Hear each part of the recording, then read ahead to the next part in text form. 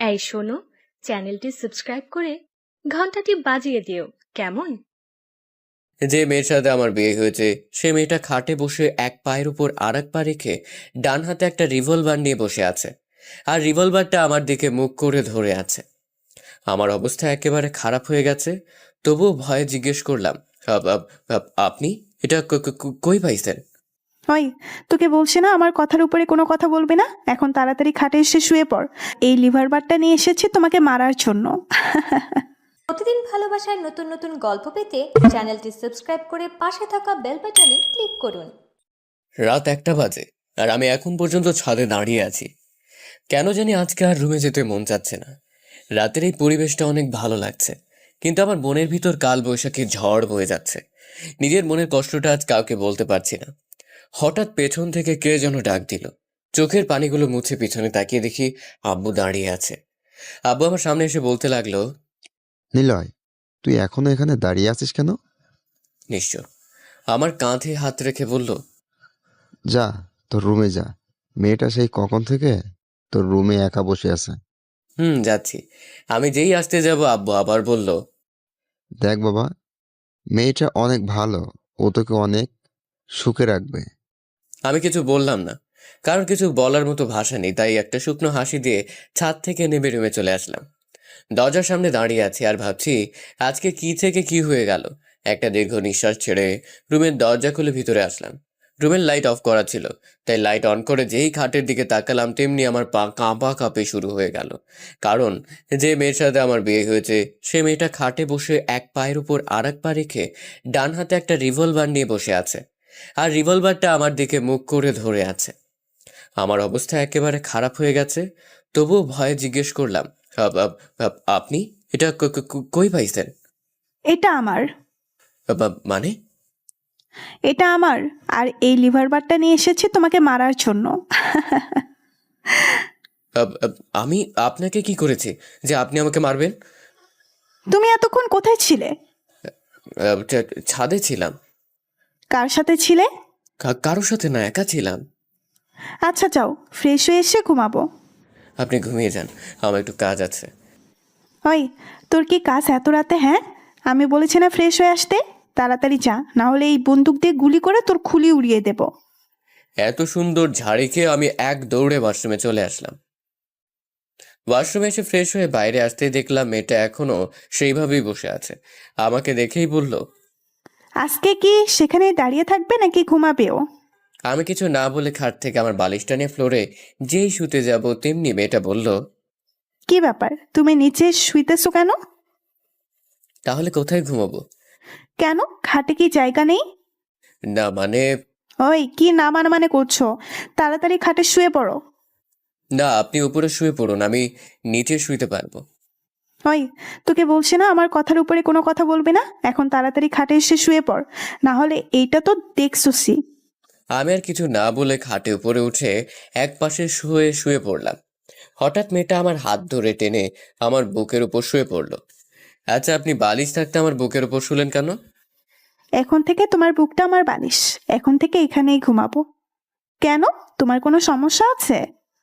না, কোনো সমস্যা নেই। কিছু সময় নিরাপত্তা পালন করে হঠাৎ আমি বললাম, আপনাকে একটা প্রশ্ন করি। বলো। আপনার নাম কি?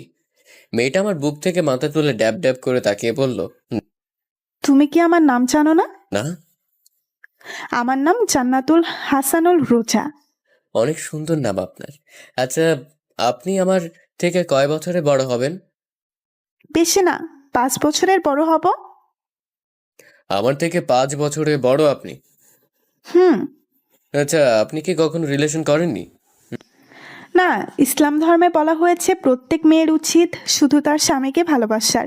তাই আমি কোনো রিলেশনে জড়াইনি। আর একটা কথা, আমাকে আপনি বলবা না, তুমি করে বলবা, ঠিক আছে? হুম।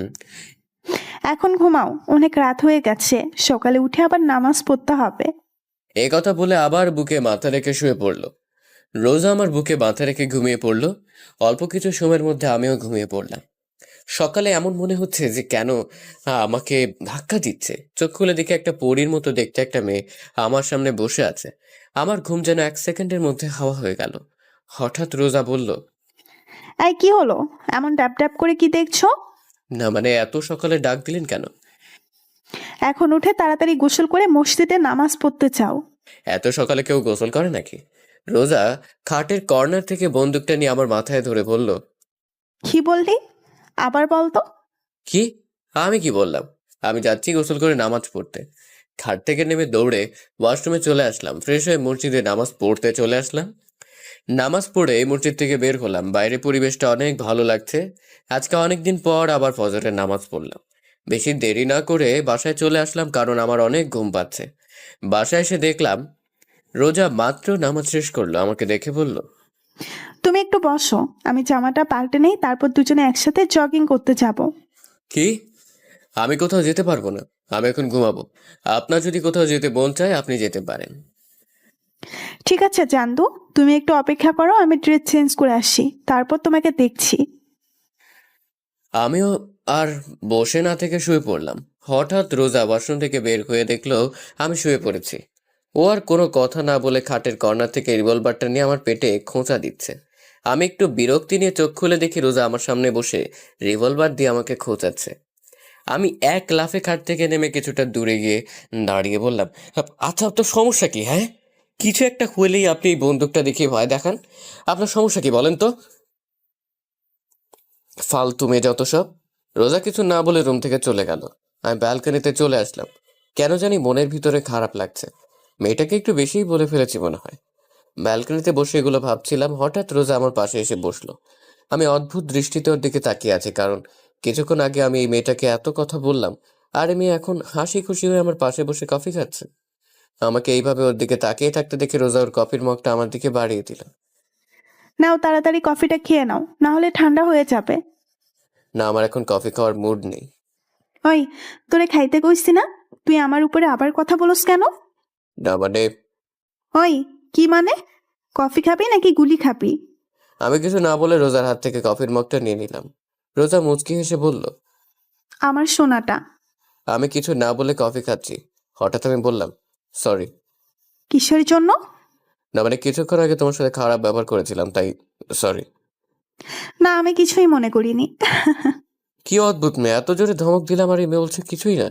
রোজা আমার সাথে চেপে বসলো। আমি যেই উঠতে যাব তেমনি রোজা আমাকে টান মেরে বসিয়ে বলল, ওই, কোথায় যাচ্ছ? রোমে। না, রুমে যাওয়ার কোনো প্রয়োজন নেই, এখানেই বসে থাকো। দেখো সকালের পরিবেশটা কত সুন্দর। আমি এক মনে রোজার দিকে তাকিয়ে আছি। এই মেয়েটা অনেক অদ্ভুত, আবার মায়াবীও। মাত্র কালকে দেখা হলো, আর এমন দেখাচ্ছে যে সে আমাকে আরো অনেক বছর আগে থেকে ভালোবাসে। ডাইনিং টেবিলে বসে আছি, আম্মু আর রোজা রান্নাঘরে কাজ করছে। আব্বু, তোমরা আমার সাথে এমন করলে কেন? আব্বু আর নেহা চোখ বড় বড় করে তাকিয়ে আছে। হঠাৎ আব্বু বলল, আমরা আবার তোর সাথে কি করলাম? কিছু জানো না তাই না? আরে কি হয়েছে বলবি তো? তোমরা আমার থেকে 5 বছর বড় এক মেয়েকে আমার সাথে বিয়ে দিয়েছো। কেন করলে আমার সাথে এমন? শোন নীল, বাবা মা সন্তানের জন্য যা করে তা ভালোর জন্যই করে। দেখিস তুইও রোজার সাথে খুশি থাকবি। আব্বু, আমি আরেকজনকে ভালোবাসি, আর আমি এই বিয়ে মানি না। ভাইয়া, কে বলছিস তুই? পাগল হয়ে গেলি নাকি? দেখো নীল, বিয়ে কোনো ছেলে খেলা না। রোজা এখন থেকে তোমার বউ, এটা ভুলে যেও না। আমি এই বিয়ে মানি না। আর আমি বললাম তো আমি আরেকজনকে ভালোবাসি। তুমি যেই মেয়েকে ভালোবাসো সেই মেয়ে একটা বাজে মেয়ে। রাস্তায় রাস্তায় ছেলেদের সাথে চলাফেরা করে। ও তোমাকে নিয়ে খেলছে। আব্বু রেগে গিয়ে বলল, আর আমি কিছু বলতে যাব ঠিক সেই সময় আম্মু আর রোজা রান্নাঘর থেকে নাস্তা তৈরি করে নিয়ে আসলো। রোজা এসে আমার পাশে বসলো। সবাই একসাথে নাস্তা খাওয়া শুরু করলাম। সবাই কথা বলছে, কিন্তু আমি কোনো কথা বলছি না, কারণ আমার তাদের সাথে কথা বলার কোনো মুড নাই। তাই আমি আমার মতো খেয়ে বাইরে চলে আসলাম। আমি আড্ডাখানে আসতেই আমার বন্ধুরা নাইম, তানভীর, সাকিব চায়ের দোকানে বসে আছে। ওদের সামনে আসতেই, কিরে, কালকে আমাদেরকে কিছু না বলে ভার্সিটি থেকে এইভাবে চলে আসলি কেন? না মানে পরিবারে একটু সমস্যা হয়েছিল তাই আর কি। ওরা জানে না যে আমার বিয়ে হয়েছে। আচ্ছা, রিয়ার সাথে তোর কি কোনো কথা হয় নাই? কালকে থেকে ও আমাদেরকে কল দিচ্ছে তোর কথা জিজ্ঞেস করার জন্য।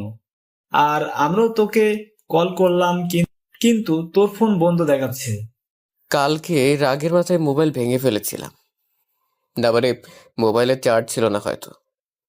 আচ্ছা, আগে এটা বল, তোরা আজকে আমাকে এত কথা জিজ্ঞেস করছিস কেন? না মানে, তুই তো কোনোদিন এমন করিসনি তাই। আচ্ছা বাদ দে, ওদের সাথে আর কিছু সময় আড্ডা দিতে দিতে দুপুর হয়ে গেল। জোহর নামাজ পড়ে বাসায় আসলাম। বাসায় আসতেই আমি আমার মোবাইলটা খুঁজছি, কিন্তু কোনো জায়গায় পাইনি। শেষ পেশা না পেরে নেহার রুমে গেলাম। নেহার রুমে এসে দেখি ও পড়ছে। আমি ওর রুমের ভিতর ঢুকে ওর সামনে গিয়ে ওর মাথায় আস্তে একটা থাপ্পড় মারলাম। নেহা পড়া বাদ দিয়ে রাগী লোক নিয়ে আমার দিকে তাকালো। কি চাই? কালকে যে আমি আমার মোবাইলটা ভেঙেছিলাম, ওটা তো কালকে আমার রুমেই ছিল, কিন্তু এখন পাচ্ছি না। বল না, তুই কি কিছু জানিস নাকি? বললে আমি কি পারবো? তোর কি লাগবো? বেশি কিছু না, বিকেলে ঘুরতে নিয়ে যেতে হবে ঠিক আছে, এখন বল। ভাবির কাছে, আর তোর ভাবি এখন কোথায়? রান্নাঘরে। আমি আর কিছু না বলে রান্নাঘরের সামনে চলে আসলাম। রান্নাঘরের সামনে এসে দেখি রোজা একটাই রান্না করছে। আমি রান্নাঘরে ঢুকে পড়লাম। কেমনে যেন রোজা রান্নাঘরে কারো উপস্থিতি টের পেয়ে তাড়াতাড়ি পেছন করে তাকালো। রোজা আমাকে দেখে বলল, সকাল থেকে এই পর্যন্ত কোথায় ছিলে? বন্ধুদের সাথে। নামাজ পড়ছিলা? আমার একটা কথা ছিল। বলো। আমার মোবাইলটা কোথায়? বলবো, তার আগে আমার একটা শর্ত আছে। বলো কি? আমাকে এখন পেছন থেকে জড়িয়ে ধরো, তাহলে বলবো। কি, পাগল হয়ে গিয়েছো নাকি? হুম যত তাড়াতাড়ি ধরবে তত তাড়াতাড়ি মোবাইল পেয়ে যাবে। কি, আমি পারবো না, অন্য কিছু বলো। তোমার ইচ্ছা, না ধরলে নাই, আমার কিছু চাই আসে না। কেউ এসে গেলে খারাপ হয়ে যাবে। ওই, কে কি বলবে? হ্যাঁ, তুই কি অন্য কোনো মেয়েকে জড়িয়ে ধরবি যে কেউ দেখলে খারাপ ভাববে? এখন চুপচাপ দাঁড়িয়ে না থেকে তুই তোর কাজ কর, না হলে চিৎকার করে সবাইকে বলবো তুই আমাকে নির্যাতন করছিস। রান্না করা বাদ দিয়ে পেছনে ঘুরে রাগে লোক নিয়ে বলল, শুরু হয়ে গেছে ট্রেডটা। ওই, কি বিড়বিড় করছিস? আবার পিছনে ঘুরে ওর কাজ করতে করতে বলল। আমি আর কিছু না বলে রোজার পেছনে গিয়ে ওর দুই কাঁধে হাত দিয়ে রেখেছি। রোজা আমার হাতে স্পর্শ পেয়ে কিছুটা কেঁপে উঠল। না আমি কি বলছি, আমার কাঁধ ব্যথা করতেছে। তো তাহলে তুই আমার কাঁধে হাত রেখেছিস কেন? আমাকে জড়িয়ে ধর, না হলে। কি আর করার, শেষমেশ রোজাকে জড়িয়ে ধরতে হলো, কিন্তু ওকে জড়িয়ে ধরতেই দুজনে কেঁপে উঠলাম। কেমন যেন এক অন্যরকম অনুভূতি। রোজার কাজ না করে চুপচাপ দাঁড়িয়ে আছে চোখ বন্ধ করে। আমার মোবাইলটা কোথায়? ও ওইটা, ওটা তো ভেঙে গিয়েছিল, তাই আমি ফেলে দিয়েছি। কি, তুমি আমার মোবাইল ফেলে দিয়েছো? ওটার মধ্যে আমার সিম কার্ড ছিল আর তুমি সেটা ফালাই দিছো। আমি ওকে ছেড়ে দিয়ে বললাম, রোজা সত্যি করে বলো তো। হুম ফেলে দিয়েছি, কারণ ওটা একটা ভাঙা মোবাইল ছিল তাই। আর আমি কি জানতাম নাকি যে মোবাইলের ভেতরে সিম কার্ড ছিল? আমি কিছু না বলে রুমে চলে আসলাম। বিকেলে ব্যালকনিতে বসেছিলাম, এমন সময় নেহা আসলো। এসেই বলল, ওই, ঘুরতে নিয়ে যাবি না? না গেলে হয় না। দেখ, তুই কিন্তু আমাকে কথা দিয়েছিস, এখন কথা মোতাবেক কাজ কর। আচ্ছা ঠিক আছে, তুই যা, আমি রেডি হয়ে আসছি। অল্প কিছু সময়ের মধ্যে রেডি হয়ে নিচে চলে আসলাম। নেহার জন্য অপেক্ষা করতে লাগলাম। হঠাৎ মাথায় একটা কথা আসলো। আজকে দুপুরের পর থেকে রোজা রুমে আসেনি, আর ওর সাথে দেখাও হয়নি। হঠাৎ নেহা আমার সামনে এসে বলল, চল ভাইয়া, আমরা রেডি। আমার মানে? আমি আর ভাবি। কিন্তু তুই তো বলেছিলি তুই একা যাবি। ওই, খবরদার মিথ্যা কথা বলবি না। আমি বলেছি ঘুরতে নিয়ে যেতে হবে, কিন্তু এইটা বলি নাই যে আমাকে নিয়ে যেতে হবে। আচ্ছা ঠিক আছে, তোর ভাবি কই? নেহা চোখ দিয়ে ইশারা করে সাইডে দেখতে বলল। আমি সাইডে তাকাতে অবাক, কারণ রোজা একটা নীল রঙের শাড়ি পরেছে, আর এই শাড়িতে ওকে সুন্দর লাগছে। ওর টানা টানা হরিণের মতো চোখে একটা দৃষ্টিতে তাকিয়ে থাকতে মন যাচ্ছে। রোজা আমাকে এইভাবে ওর দিকে তাকিয়ে থাকতে দেখে লজ্জায় লাল হয়ে গেল। আমার দুজনের অবস্থা দেখে নেহা বলল, ওই, আজকে কি তোমরা যাইবা নাকি এখানে একজন আরেকজনের দিকে তাকায় থাকবা? নেহার কথা শুনে আমাদের দুজনের গোড় কাটলো। চল। আমি গাড়ি ড্রাইভ করছি আর পিছনে রোজা আর নেহা কথা বলে যাচ্ছে, বলেই যাচ্ছে, থামার কোনো নামই নেই। ওদের কথা শুনে মন চাচ্ছে গাড়ি থেকে লাফ দিই। হঠাৎ নেহা বলল, ভাইয়া, ওই দোকানটার সামনে গাড়ি থামা। কেন? ফুচকা খাবো তাই। এখন কথা কম বলে গাড়ি থামা। দোকানটার সামনে গাড়ি থামাতেই রোজা আর নেহা গাড়ি থেকে হাওয়া বাইরে তাকিয়ে দেখি ওরা দোকানের দিকে হাঁটা দিচ্ছে। কি আর করার, ওদের পিছে পিছে যেতে হলো। রোজা আর নেহা এক পাশে বসলো আর আমি আর এক পাশে। কিছু সময়ের পর নেহা আর রোজা এমনভাবে ফুচকা খাওয়া শুরু করলো যে অনেক বছর পর ফুচকা দেখছে। একটার পর একটা মুখের ভেতর ঢুকেই চলেছে। হঠাৎ কোথা থেকে যেন একটা মেয়ে আমার পাশের সিটে বসে পড়লো। রোজা আর নেহা খাওয়ার মধ্যেই ব্যস্ত, আর আমি ড্যাব ড্যাব করে মেয়েটার দিকে তাকিয়ে আছি। মেয়েটার গায়ের রং ফর্সা। মেয়েটা একটা কালো রঙের শাড়ি পরেছে, হাতে কালো চুড়ি, কপালে কালো টিপ। মেয়েটাকে অনেক সুন্দর লাগছে। হঠাৎ মেয়েটা আমাকে বলল, আচ্ছা, আপনি কি সিঙ্গেল? আমি আপনাকে অনেক ভালোবেসে ফেলেছি। আমি রোজ আর নেহার দিকে তাকিয়ে দেখি নেহা ফুচকা না খেয়ে ড্যাব ড্যাব করে মেয়েটার দিকে তাকিয়ে আছে, কিন্তু রোজা চুপচাপ ফুচকা খেয়েই যাচ্ছে। আমি পুরো অবাক হয়ে গেলাম। স্ত্রীর সামনে নিজের স্বামীকে অন্য মেয়ে প্রপোজ করছে, আর এই মেয়ে কোনো কিছু না করে ফুচকা খাচ্ছে। কি অদ্ভুত মেয়ে। মেয়েটা আবার বলতে শুরু করলো, আসলে আপনাকে আমার অনেক ভালো লেগেছে, তাই জিজ্ঞেস করলাম। আচ্ছা, আপনার নাম্বারটা দিতে বা? মেয়েটার কিছু না বলে হঠাৎ উঠে এক দৌড়ে দোকানের ভেতর থেকে বের হয়ে গেল। আমি এটার কাণ্ড দেখে অবাক হয়ে গেলাম। এমনভাবে দৌড় দিল যে কোনো ভূত দেখেছে। আমি নেহার দিকে তাকিয়ে দেখে ও রোজার দিকে তাকিয়ে আছে। আমি রোজার দিকে তাকাতে আমার গলা শুকিয়ে কাঠ হয়ে গেছে, কারণ রোজা সে রিভলভারটা টেবিলের উপর রাখা আর ও চুপচাপ ফুচকা খাচ্ছে যেন কিছুই না। নেহা এমনভাবে রোজার দিকে তাকিয়ে আছে যে ওর চোখ এক্ষুনি বের হয়ে আসবে। আমি কাঁপা কাঁপা কণ্ঠে বললাম, এটা এখানে কোথা থেকে আসলো? ভাবি তার ব্যাগ থেকে বের করলো। রোজা নেহার আর আমার অবস্থা দেখে হেসে উঠল। নেহার কানে কানে কি যেন বলল। হঠাৎ নেহা চিৎকার করে বলে উঠল, সিরিয়াসলি? হুম। ও জানে? না। বলেই ওরা দুজন আমাকে দেখে হেসে গড়াগড়ি খাচ্ছে। আমার অবস্থা খারাপ। তাড়াতাড়ি করে এক গ্লাস পানি খেলাম, বিল দিয়ে এসে গাড়িতে বসলাম। আমি গাড়ি ড্রাইভ করছি আর ওরা দুজন কি যেন নিয়ে হাসাহাসি করছে। আচ্ছা, তুমি কি সব সময় তোমার সাথে এই রিভলভার নিয়ে চলাফেরা করো? হুম। ভয় করে না? যেমন? যদি কোনোদিন তোমার কাছে বন্দুক দেখে পুলিশ তোমাকে ধরে নিয়ে যায়? আমার কথা শুনে ওরা দুজন আবার হাসতে হাসতে গড়াগড়ি খাচ্ছে। আরো কিছু সময় ঘোরাঘুরি করে রাতে বাসায় আসলাম। রাতে রোজা ওয়াশরুমে গেছে। এই সুযোগে আমি রুম থেকে বের হয়ে নেহার রুমের সামনে আসলাম। ওর রুমে এসে দেখি ও মোবাইল চালাচ্ছে। নেহা আমাকে ওর রুমে দেখে মোবাইল চালানো বাদ দিয়ে বলল, ভাইয়া, তুই কিছু বলবি? তোকে একটা কথা জিজ্ঞেস করার ছিল। হুম, বল। তোর ভাবি ওই সময় তোর কানে কানে কি বলছিল? সেটা তো বলা যাবে না। কেন? এটা ভাবি আর আমার সিক্রেট, তাই তোকে বলা যাবে না। আর অন্যের পার্সোনাল ব্যাপার জানতে তো লজ্জা করে না? হুম। নেহার কথা শুনে আমি আহত দৃষ্টিতে ওর দিকে তাকিয়ে আছি। আমার বোন মির্জাফর আর আমি জানতাম না। হঠাৎ পিছন থেকে রোজা বলে উঠল, একদম ঠিক কথা বলেছ নেহা। বলেই নেহার পাশে গিয়ে দাঁড়ালো। আমি রোজার দিকে রাগী দৃষ্টিতে তাকালাম আর কিছু না বলে রুম থেকে বের হয়ে ছাদে গিয়ে দাঁড়ালাম। কিছু সময় পর রোজাও আমার পাশে এসে দাঁড়ালো। আমি রোজার দিকে তাকিয়ে আছি। ওকে অনেক মায়াবী লাগছে। মেয়েটাকে বোঝা প্রচুর মুশকিল। এমন মনে হয় মেয়েটার মনে অনেক রহস্য লুকোনো। হঠাৎ রোজা বলল, রাতের এই পরিবেশটা অনেক ভালো লাগে, তাই না? হুম। রোজার দিকে তাকিয়ে বললাম, জানো, আমার একটা ফ্রেন্ড ছিল, ওর সাথে সব কিছু শেয়ার করতাম। প্রতিদিন রাতে ওর সাথে ছাদে বসে অনেক আড্ডা দিতাম। ওকে ছাড়া আমার একদিনও ভালো লাগতো না, কিন্তু এইটুকু বলেই রোজা কাঁদতে কাঁদতে ফ্লোরে বসে পড়ল। ও এমনভাবে কান্না করছে যে ওর জীবন থেকে বেশ মূল্যবান কিছু হারিয়ে ফেলেছে। ওর এইভাবে কান্না কেন যেন আমার সহ্য হচ্ছে না। বুকের ভেতর কেমন যেন লাগছে। আমি রোজার পাশে বসে ওর কাঁধে হাত রাখলাম।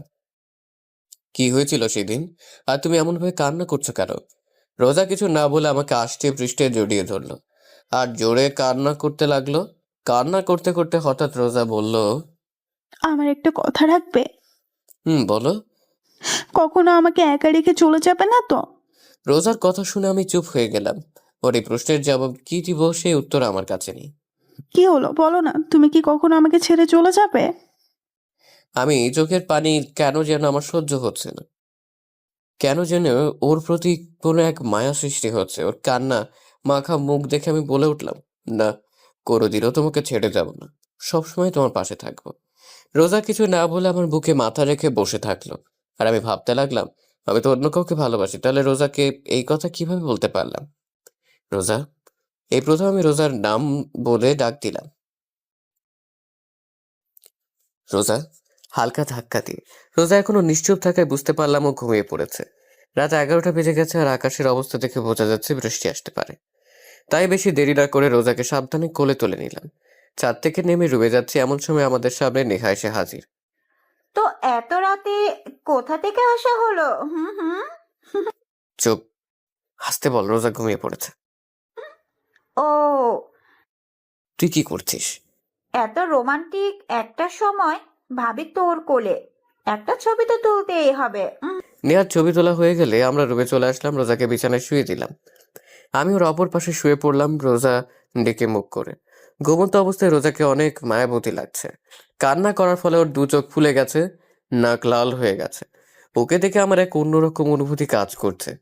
কেন যেন এখন আর রিয়ার কথা মনে পড়ছে না। মন চাচ্ছে রোজার সাথেই থাকি সব সময়।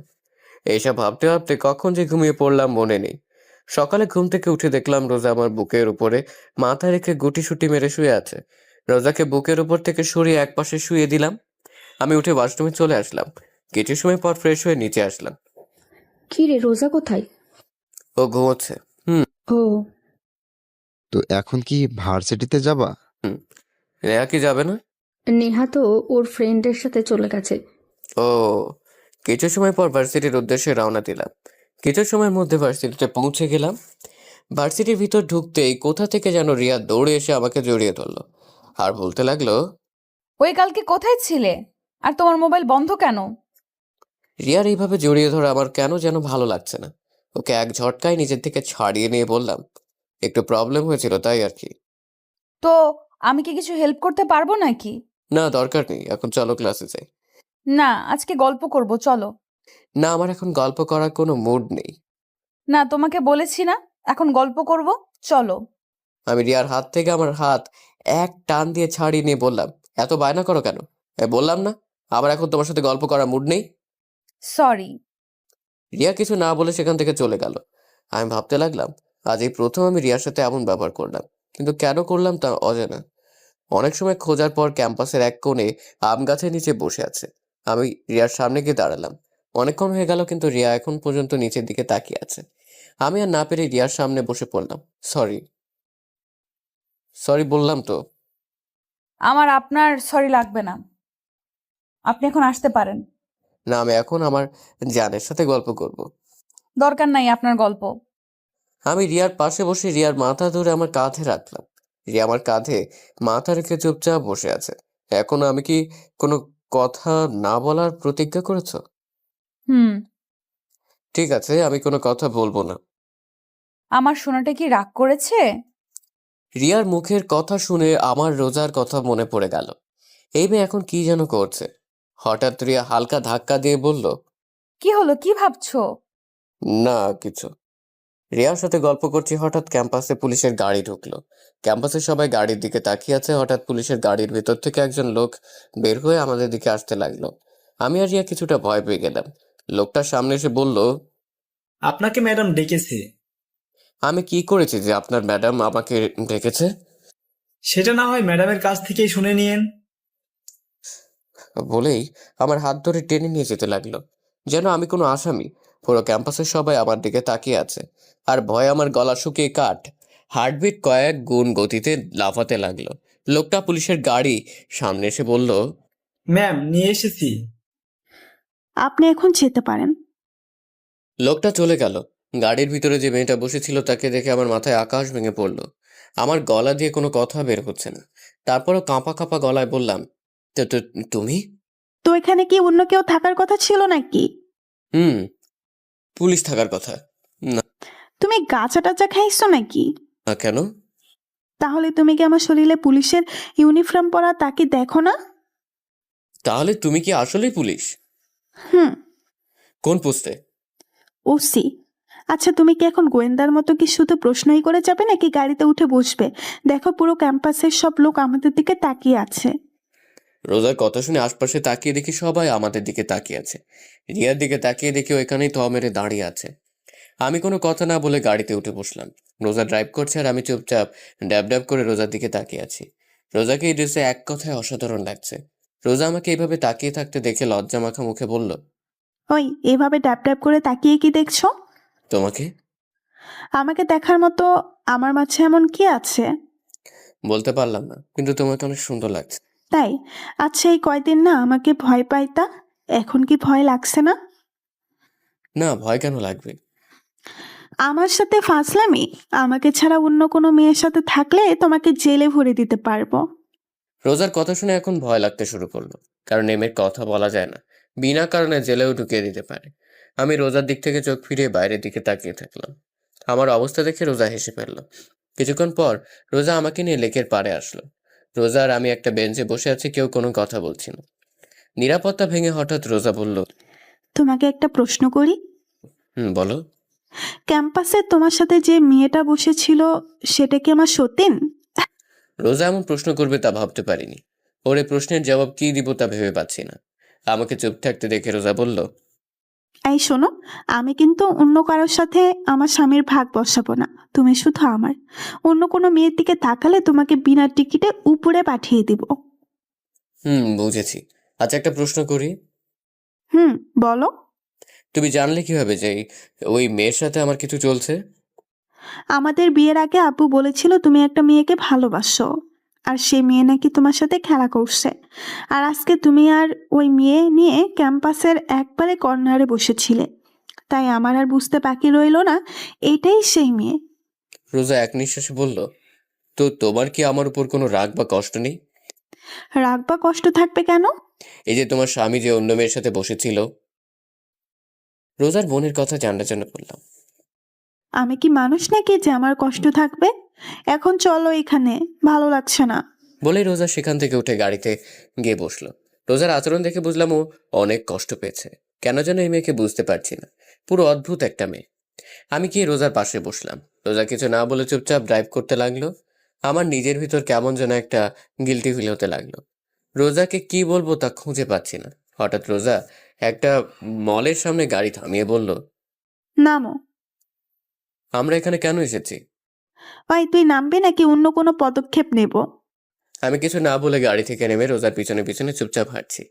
হঠাৎ রোজা একটা মোবাইলের শোরুম ঢুকলো। আমি একটু দাঁড়িয়ে ভাবলাম রোজা এখানে কেন এসেছে। কিছু না ভেবে দোকানের ভিতর ঢুকে পড়লাম। রোজা একটা মোবাইল সিম কার্ড কিনলো।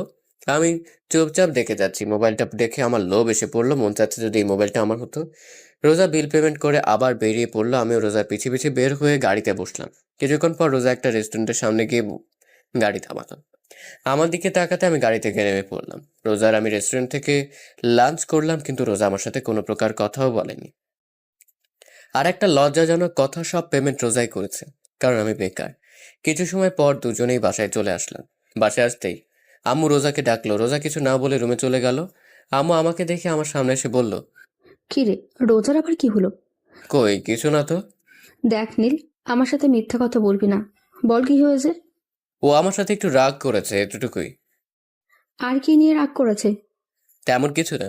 আমি এখন রুমে গেলাম বলে ওখান থেকে চলে আসলাম। রুমের সামনে এসে দেখি রোজা মার্কেট থেকে যেই মোবাইলটা কিনেছিল সেটা চালাচ্ছে। আমাকে দেখেও না দেখার ভান করে এক মনে মোবাইল চালাতে লাগলো। আমি কিছু না বলে ওয়াশরুমে চলে গেলাম। ওয়াশরুমে এসে ভাবতে লাগলাম যে ওর রাগ ভাগানো যায় কিভাবে, কিন্তু কোনো আইডিয়া পেলাম না। ওয়াশরুম থেকে বের হয়ে দেখলাম রোজা আগের মতোই খাটে বসে মোবাইল গোতাচ্ছে। আমি চুপচাপ রোজার পাশে গিয়ে বসে থাকলাম, কিন্তু এই মাইয়ার সেই জায়গায় কোনো খেয়ালই নেই। আমি ড্যাব ড্যাব করে ওর দিকে তাকিয়ে আছি, আরও এক মনে মোবাইলের দিকে। আমি এবার মাথা নিচু করে বসে রইলাম। হঠাৎ রোজা আমার দিকে ঘুরে বসে একটা মোবাইল বাড়িয়ে দিল। আমি ড্যাব ড্যাব করে ওর দিকে তাকিয়ে আছি। আমাকে এইভাবে তাকিয়ে থাকতে দেখেও বলল, এইভাবে তাকানোর কিছুই নেই, তোমার মোবাইল নেই, সেই জন্য এটা তোমাকে দিলাম।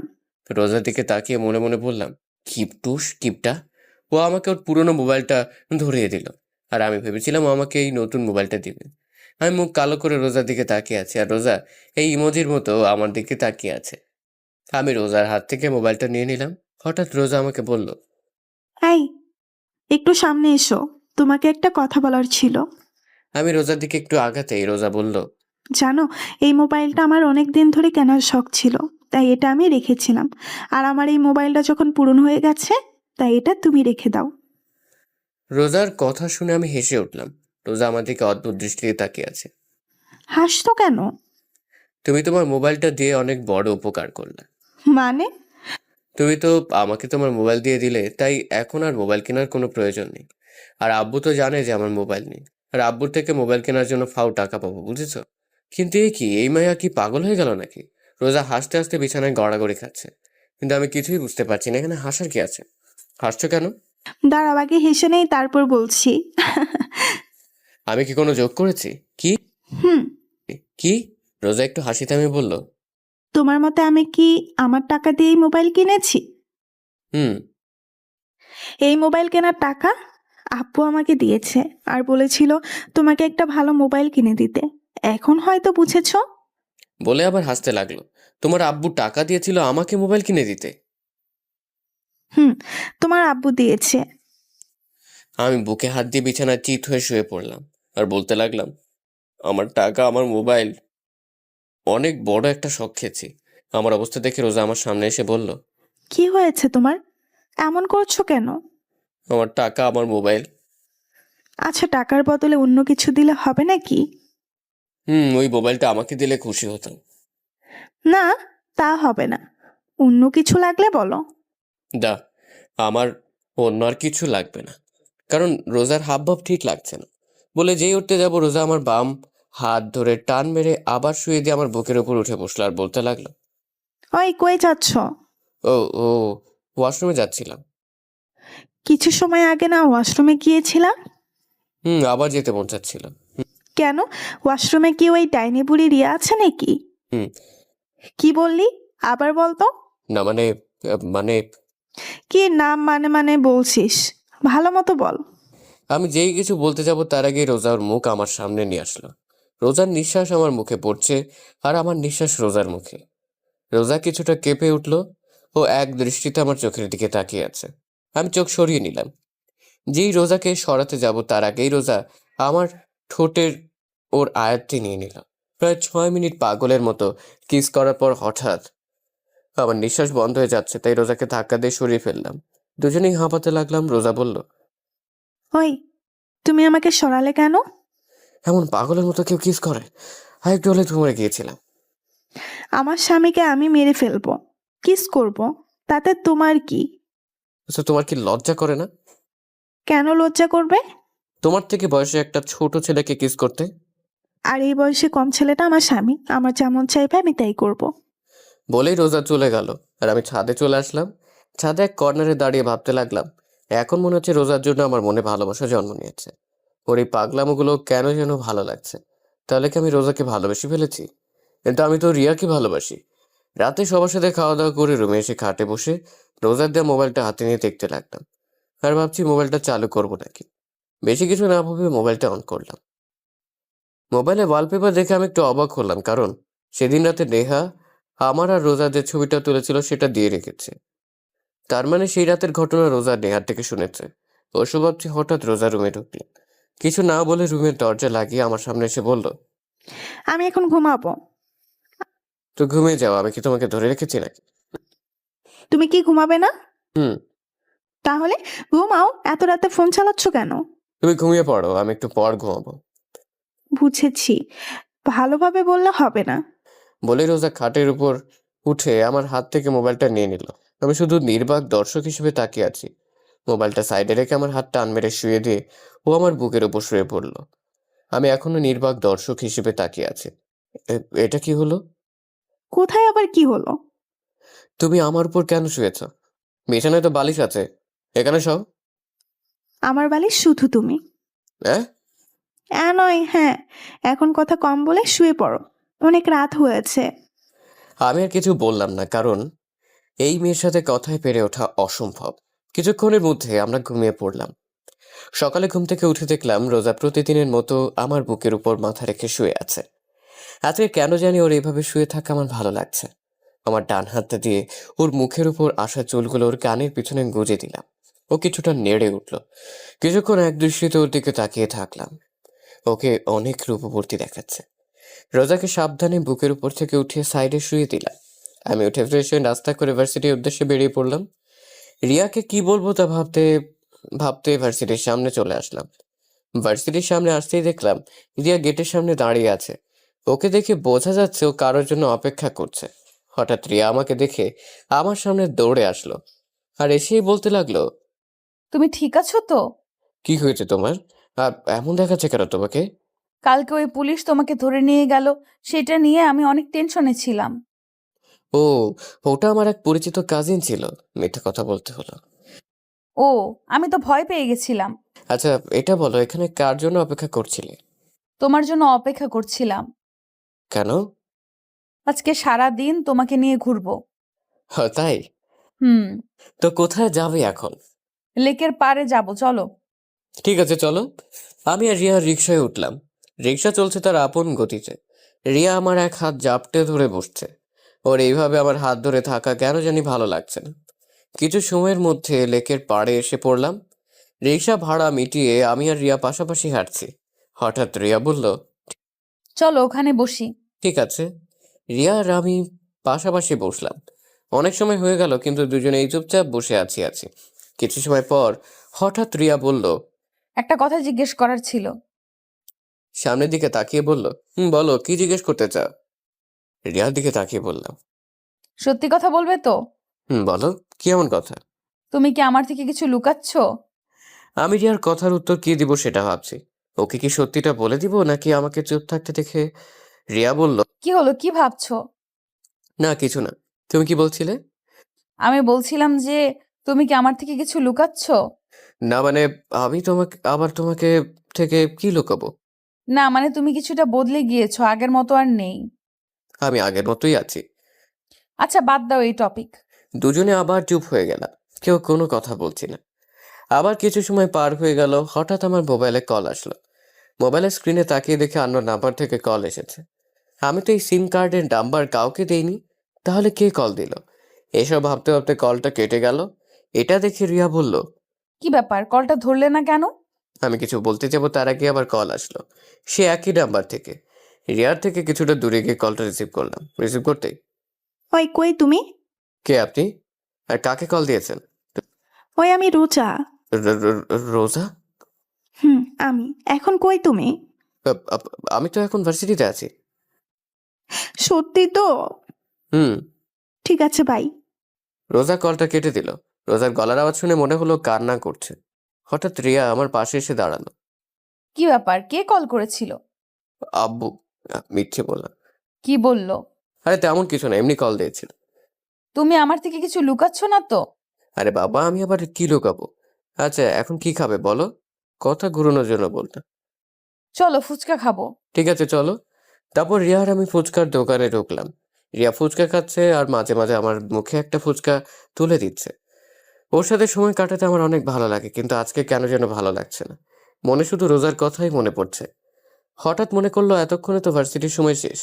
হঠাৎ আমার মোবাইলে আবার কার যেন কল আসলো। পকেট থেকে মোবাইলটা বের করে স্ক্রিনে তাকিয়ে দেখি রোজা আবার কল করেছে। কিছু না ভেবে কলটা কেটে দিলাম। কলটা কেটে দিয়ে রিয়াকে বললাম, রিয়া, আমার এখন যেতে হবে, একটা জরুরি কাজ আছে। না, আজকে আমরা সারাদিন ঘুরবো। তোমাকে আজকে সারাদিন আমার সাথে থাকতে হবে। রিয়া প্লিজ বোঝার চেষ্টা করো, আমার এখন যেতে হবে। রিয়া হালকা কেঁপে উঠলো, কারণ আমি কখনো ওর সাথে এভাবে কথা বলিনি। আচ্ছা ঠিক আছে যাও, আর সরি। আমি বুঝতে পারলাম ওর সাথে এমনভাবে কথা বলা ঠিক হয়নি।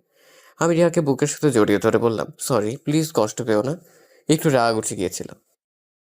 প্লিজ শোনা, কথা বলো প্লিজ। তুমি বদলে গিয়েছো, তুমি আর আগের মতো নেই। বলেই রিয়া সেখান থেকে চলে গেল। আমি বিল পেমেন্ট করে দোকান থেকে বের হয়ে আসলাম। রাস্তায় এসে দাঁড়িয়ে আছি। নিজের উপর প্রচুর রাগ হচ্ছে, কিন্তু কারণ খুঁজে পাচ্ছি না। হঠাৎ আবার মোবাইলে রোজার কল আসলো। আমি কল রিসিভ করে বললাম, আচ্ছা কি সমস্যা আপনার বলেন তো? মানে? এত কল করছেন কেন? না মানে অনেক সময় হয়ে গেছে, ভার্সিটি থেকে আসতো না, তাই ফোন করছি। আমি কি এখন আপনার কথায় চলবো নাকি? আমার যখন বাসায় আসতে মন চাইবে আমি তখন আসবো। আর শোনেন, আমাকে কল দিয়ে বেশি বিরক্ত করবেন না। বলেই কল কেটে দিলাম। অনেক রাগ হচ্ছে রোজার উপর। কেন যে আব্বু এই মেয়েটার সাথে আমাকে বিয়ে দিল? কয়েকদিনের মধ্যে আমার আরামের জীবনটাকে তছনছ করে দিল।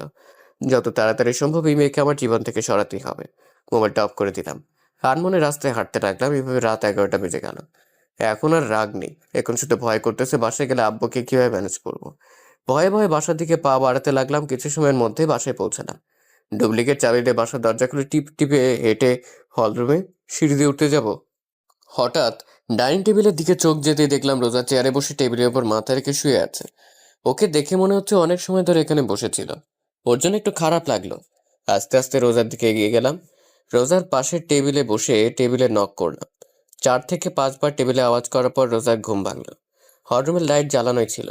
রোজার মুখ তুলতে আমার কলিজা কেঁপে উঠলো, কারণ রোজার চোখের নিচে কালি পড়ে গিয়েছে।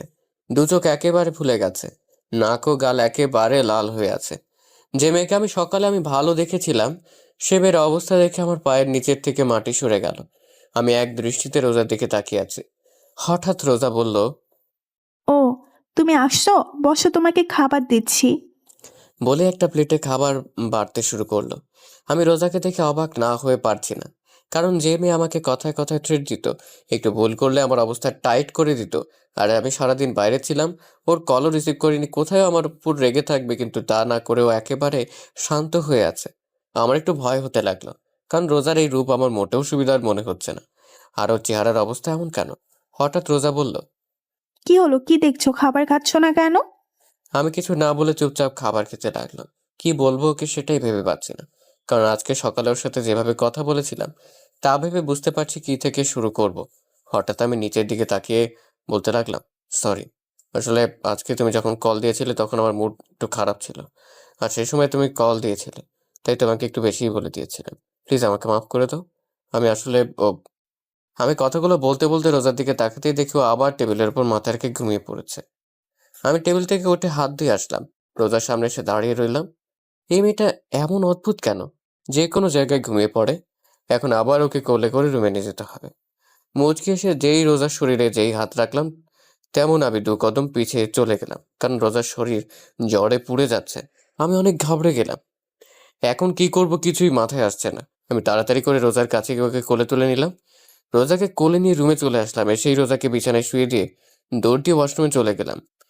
একটা বালতির মধ্যে পানি এনে কাপড় দিয়ে রোজার মাথায় পানি পট্টি দিতে লাগলাম। হঠাৎ খেয়াল করলাম রোজা কাঁপছে। বিছানার সাইড থেকে কম্বলটা নিয়ে রোজার গায়ে জড়িয়ে দিলাম। রোজা কম্বলটাকে আষ্টে পৃষ্ঠে জড়িয়ে ধরলো, আর আমি ওর মাথার পাশে বসে পানি পট্টি দিতে লাগলাম। আর ভাবতে লাগলাম, রোজার আজকে যে অবস্থা তার জন্য একমাত্র দায়ী আমি। আমার জন্যই হয়তো এমন হয়েছে। আজকে ওকে শুধু শুধু এতগুলো কথা শুনিয়েছিলাম। সারাটা দিন মেয়েটা কতবার কল করেছিল, কিন্তু একটা বারও ওর কল রিসিভ করিনি। কত যেন কষ্ট পেয়েছে। আর গাধার মতো এসে আমি ওকে রেখে খেতে বসে গেলাম। একটা বারও জিজ্ঞেস করলাম না যে তুমি খেয়েছো কিনা। নিজের উপর অনেক রাগ হতে লাগলো। হঠাৎ এমন মনে হলো আমার গাল বেয়ে পানি গড়িয়ে পড়ছে। এক হাত দিয়ে চেহারায় হাত দিয়ে দেখে আমার চোখে পানি। আমার চোখের পানিটা মায়ার নাকি কষ্টের সেটাও আছে না। আমি শেষবার কবে কেঁদেছিলাম সেটা আমার মনে নেই। কেন যে মেয়েটাকে এত কষ্ট দিতে গেলাম, রোজার চেহারা দিকে তাকালেই কেন জানি আমার অনেক কষ্ট হচ্ছে। এইভাবে সারা রাত রোজার মাথায় পানি ঢালতে ঢালতে সকাল হয়ে গেল। সকাল 6টা। এখন রোজার শরীরের জ্বর কিছুটা কমে এসেছে। হঠাৎ আমি রোজার জামার দিকে খেয়াল করে দেখলাম পানি ঢালতে ঢালতে ওর জামা বেশ খানিকটা ভিজে গিয়েছে। এখন হলো আর এক সমস্যা, রোজার জামা চেঞ্জ করা যায় কিভাবে। কিছু সময় ভেবে আমি রুম থেকে বের হয়ে নেহার রুমের সামনে আসলাম। নেহার রুমের সামনে এসে বেশ খানিকটা সময় ধরে নেহাকে ডাকার পর নেহার দরজা খুলতেই বলল, কি হয়েছে, সমস্যা কি? আপনি এত সকালে আমাকে ডাকছেন কেন? নেহা আমার সাথে এতটুকু বলেই চুপ হয়ে গেলাম, কারণ আমার বোন আমাকে আপনি করে বলছে। কি হলো বোন, তুই আমাকে আপনি করে বলছিস কেন? নেহার হাত ধরে বললাম। নেহা এক ঝটকায় হাতটা সরিয়ে নিয়ে আমার থেকে 2 কদম পিছিয়ে গিয়ে বলতে লাগলো, আমার ইচ্ছে আমি কাকে কি বলে ডাকবো, আর আপনি আমার ভাইয়া না, আর আমি আপনার কোনো বোন না। আমি অবাকের উপর অবাক হচ্ছি, কারণ কি এমন হয়েছে যার কারণে নেহা আমার সাথে এমন ব্যবহার করছে। কেন জানি ওর কথাগুলো আমার ভিতরে কেমন যেন ব্যথা অনুভব হতে লাগলো। হঠাৎ নেহা আমার মুখের সামনে চুটকি বাজিয়ে বলল, কি হলো, আপনি কেন এসেছেন এখানে? রোজার আর বলতে দিল না, তার আগেই নেহা বলল, কি হয়েছে ভাবি, কি বলেন, কি হয়েছে ভাবি? আমি কিছু বলার আগেই নেহা আমার পাশ কাটিয়ে আমার রুমের দিকে দৌড় দিল। আমি দাঁড়িয়ে না থেকে নেহার পিছনে পিছনে গেলাম। নেহার রুমের ভিতর ঢুকে রোজার অবস্থা দেখে আমার দিকে রাগে দৃষ্টিতে তাকালো। ও এমন ভাবে আমার দিকে তাকালো যে আমি কোনো জেলের আসামি। নেহা আমার সামনে এসে বলল, কি করেছেন আপনি ভাবির সাথে? রাতে আমি আর রোজা খাবার টেবিলে বসেছিলাম। আমি খাবার কাছে হঠাৎ দেখি রোজা কিছুটা কাঁপছে। আমি ভেবেছিলাম হয়তো এমনই। তারপর হাত ধুয়ে এসে যখন ওর ডাক দিলাম কিন্তু উঠলো না। ওর শরীরে হাত দিয়ে দেখি ওর শরীরে প্রচুর জ্বর এসেছে। তারপর ওকে রুমে নিয়ে এসে পানি পট্টি দিতে দিতে ওর জামা ভিজে গেছে, তাই তোকে ডাক দিয়েছি। আচ্ছা, ভাবি কি আপনাকে কিছু বলেনি? না। একবারও কি রুমের অবস্থা দেখেছেন? না, রুমে আবার কি হবে? এটুকু বলেই পুরো রুমের দিকে তাকাতেই দেখলাম আমার রুমটা এমন দেখাচ্ছে যে রুমের ভিতর কোনো বড়সড় টর্নেডো এসেছিল। রুমের প্রত্যেকটা জিনিস ভেঙে ফেলেছে, এমনকি খাটের উপর দেয়ালে আমার বড় একটা ছবি ঝুলানো ছিল সেটাও ভেঙে ফেলেছে। আমি নেহার দিকে তাকাতেই নেহা বলল, এগুলো সব আপনার জন্যই হয়েছে। আমি যেই কিছু বলতে যাব তার আগেই নেহা আমাকে ধাক্কা দিয়ে রুম থেকে বের করে দিল। আমি রুমের বাইরে দাঁড়িয়ে ভাবতে লাগলাম রোজা কেন ভেঙেছে সবকিছু। ওর কল না ধরায় কি ও রেগে গিয়ে এগুলো করেছে নাকি অন্য কোনো কারণে? এভাবে কিছু সময় যাওয়ার পর নেহা রুমের দরজা খুললো। আমি রুমের বাইরেই দাঁড়িয়েছিলাম। নেহা আমার সামনে এসে বলল, ভাইয়া, কালকে যদি তুই ভাবির সাথে মিথ্যে কথা না বলতি তাহলে আজকে এমন হতো না।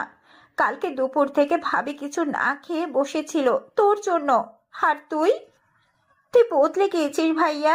বলেই নেহা চলে গেল। আমি চুপচাপ দাঁড়িয়ে থাকলাম, আর মাথায় শুধু একটা কথাই আসছে, তাহলে কি রোজা জানতো যে আমি ভার্সিটিতে না গিয়ে রিয়ার সাথে ঘুরতে গিয়েছিলাম?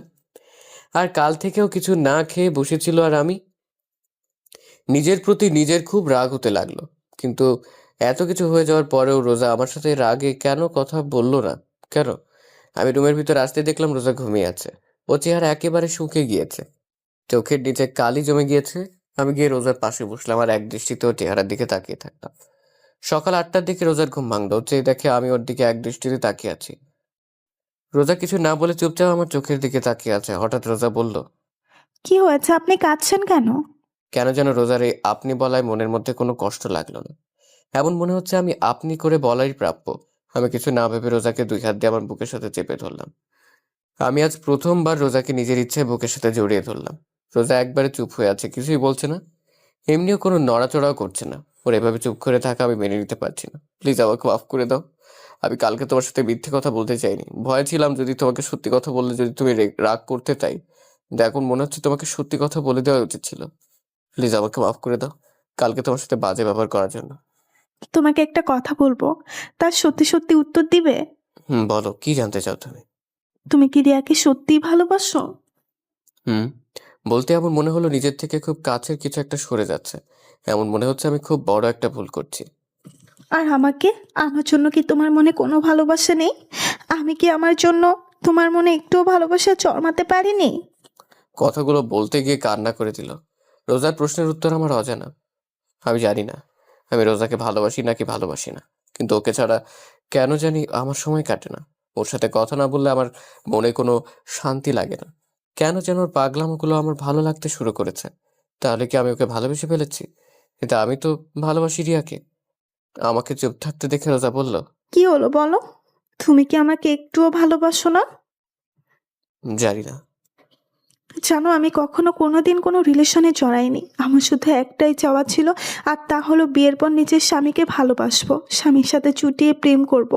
জানো, যখন কলেজে পড়তাম তখন আমার বান্ধবীরা প্রত্যেক দিন ওদের বয়ফ্রেন্ডদের সাথে ঘুরতে যেত। ওরা আমাকে প্রতিদিন বলতো যে আমি যাতে কোনো ছেলের সাথে রিলেশন করি, কিন্তু আমি করতাম না, কারণ ছোটো থাকতে আম্মু শিখিয়েছিল ইসলাম ধর্মে রিলেশন করা হারাম। তাই আমি ওদের বলতাম আমিও একদিন ঘুরবো আমার স্বামীর সাথে। জানো, আমি চাইলে আমার থেকে বড় আর না হলে আমার সমবয়সী কাউকে বিয়ে করতে পারতাম, কিন্তু আমার থেকে বয়সে ছোট ছেলেকে বিয়ে করার কারণ হচ্ছে তুমি যেন সবসময় আমার কথা শোনো।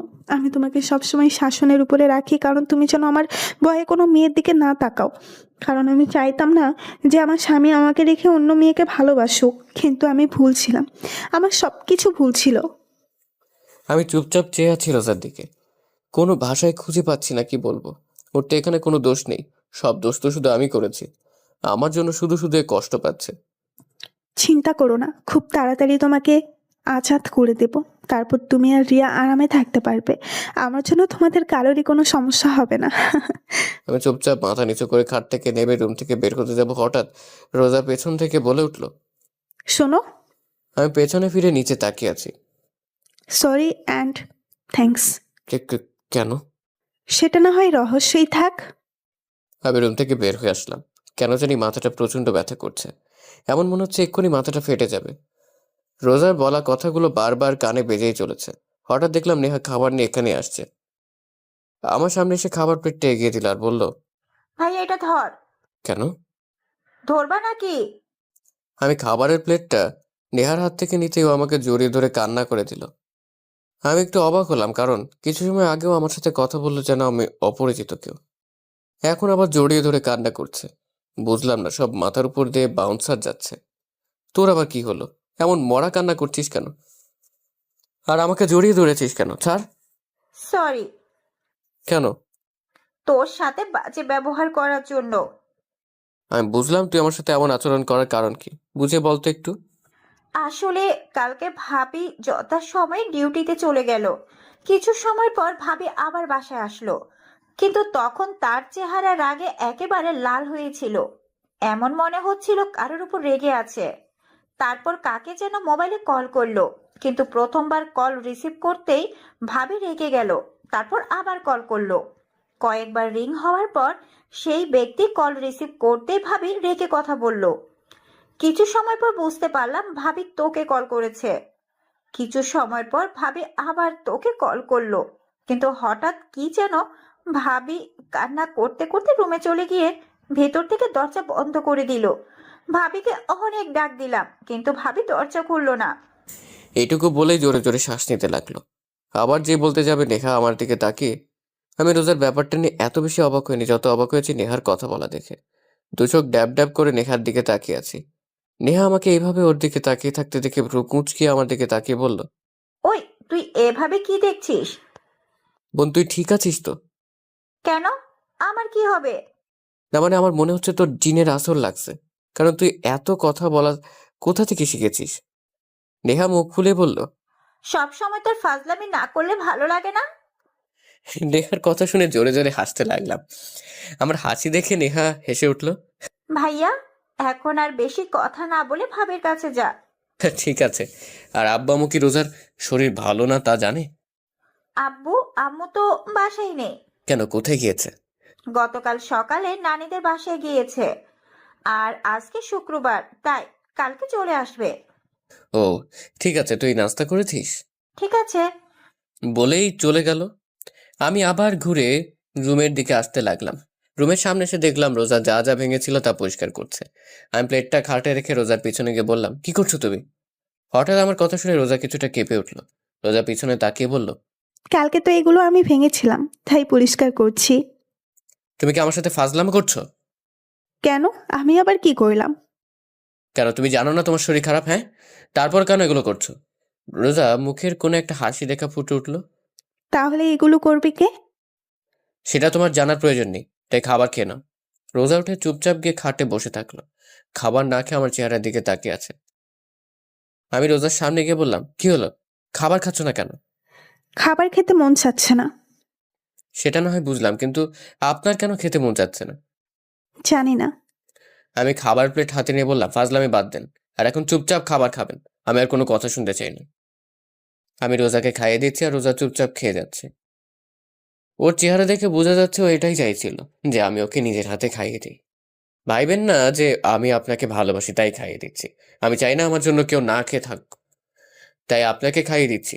রোজা কিছুই বলল না, চুপচাপ খেয়ে যাচ্ছে। রোজাকে খাইয়ে জ্বরের ওষুধ খাইয়ে দিয়ে বিছানায় শুয়ে দিলাম। ও শুধু চুপচাপ দেখেই যাচ্ছে। পুরো রুম গুছানো শেষ হলো 12:30টায়।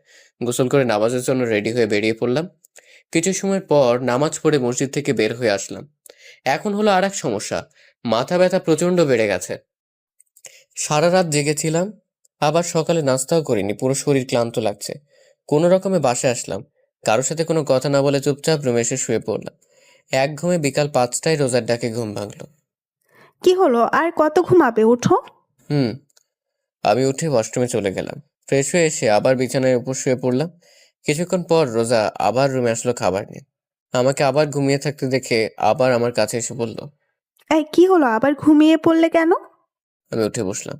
প্লিজ দেখো, আমার ভালো লাগছে না, মাথা ব্যথা করছে, আমি এখন ঘুমাবো। ঠিক আছে, খাবার খেয়ে ঘুমিয়ে পড়ো। আমার এখন আবার খাওয়ার মুড নেই, আমি এখন ঘুমাবো, যেই শুতে যাব। ওই, তোকে আমি শুতে বলছি। রোজার চিৎকার শুনে আমার ঘুমের স্বাদ মিটে গেছে। আমি বসে আছি আর রোজা আমাকে খাইয়ে দিচ্ছে।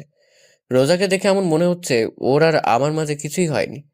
ও যত পারছে স্বাভাবিক থাকার চেষ্টা করছে। কিছু সময় পর, এখন ঘুমাতে পারবো? ঘুমাও। তবে একটা কথা ছিল। কি?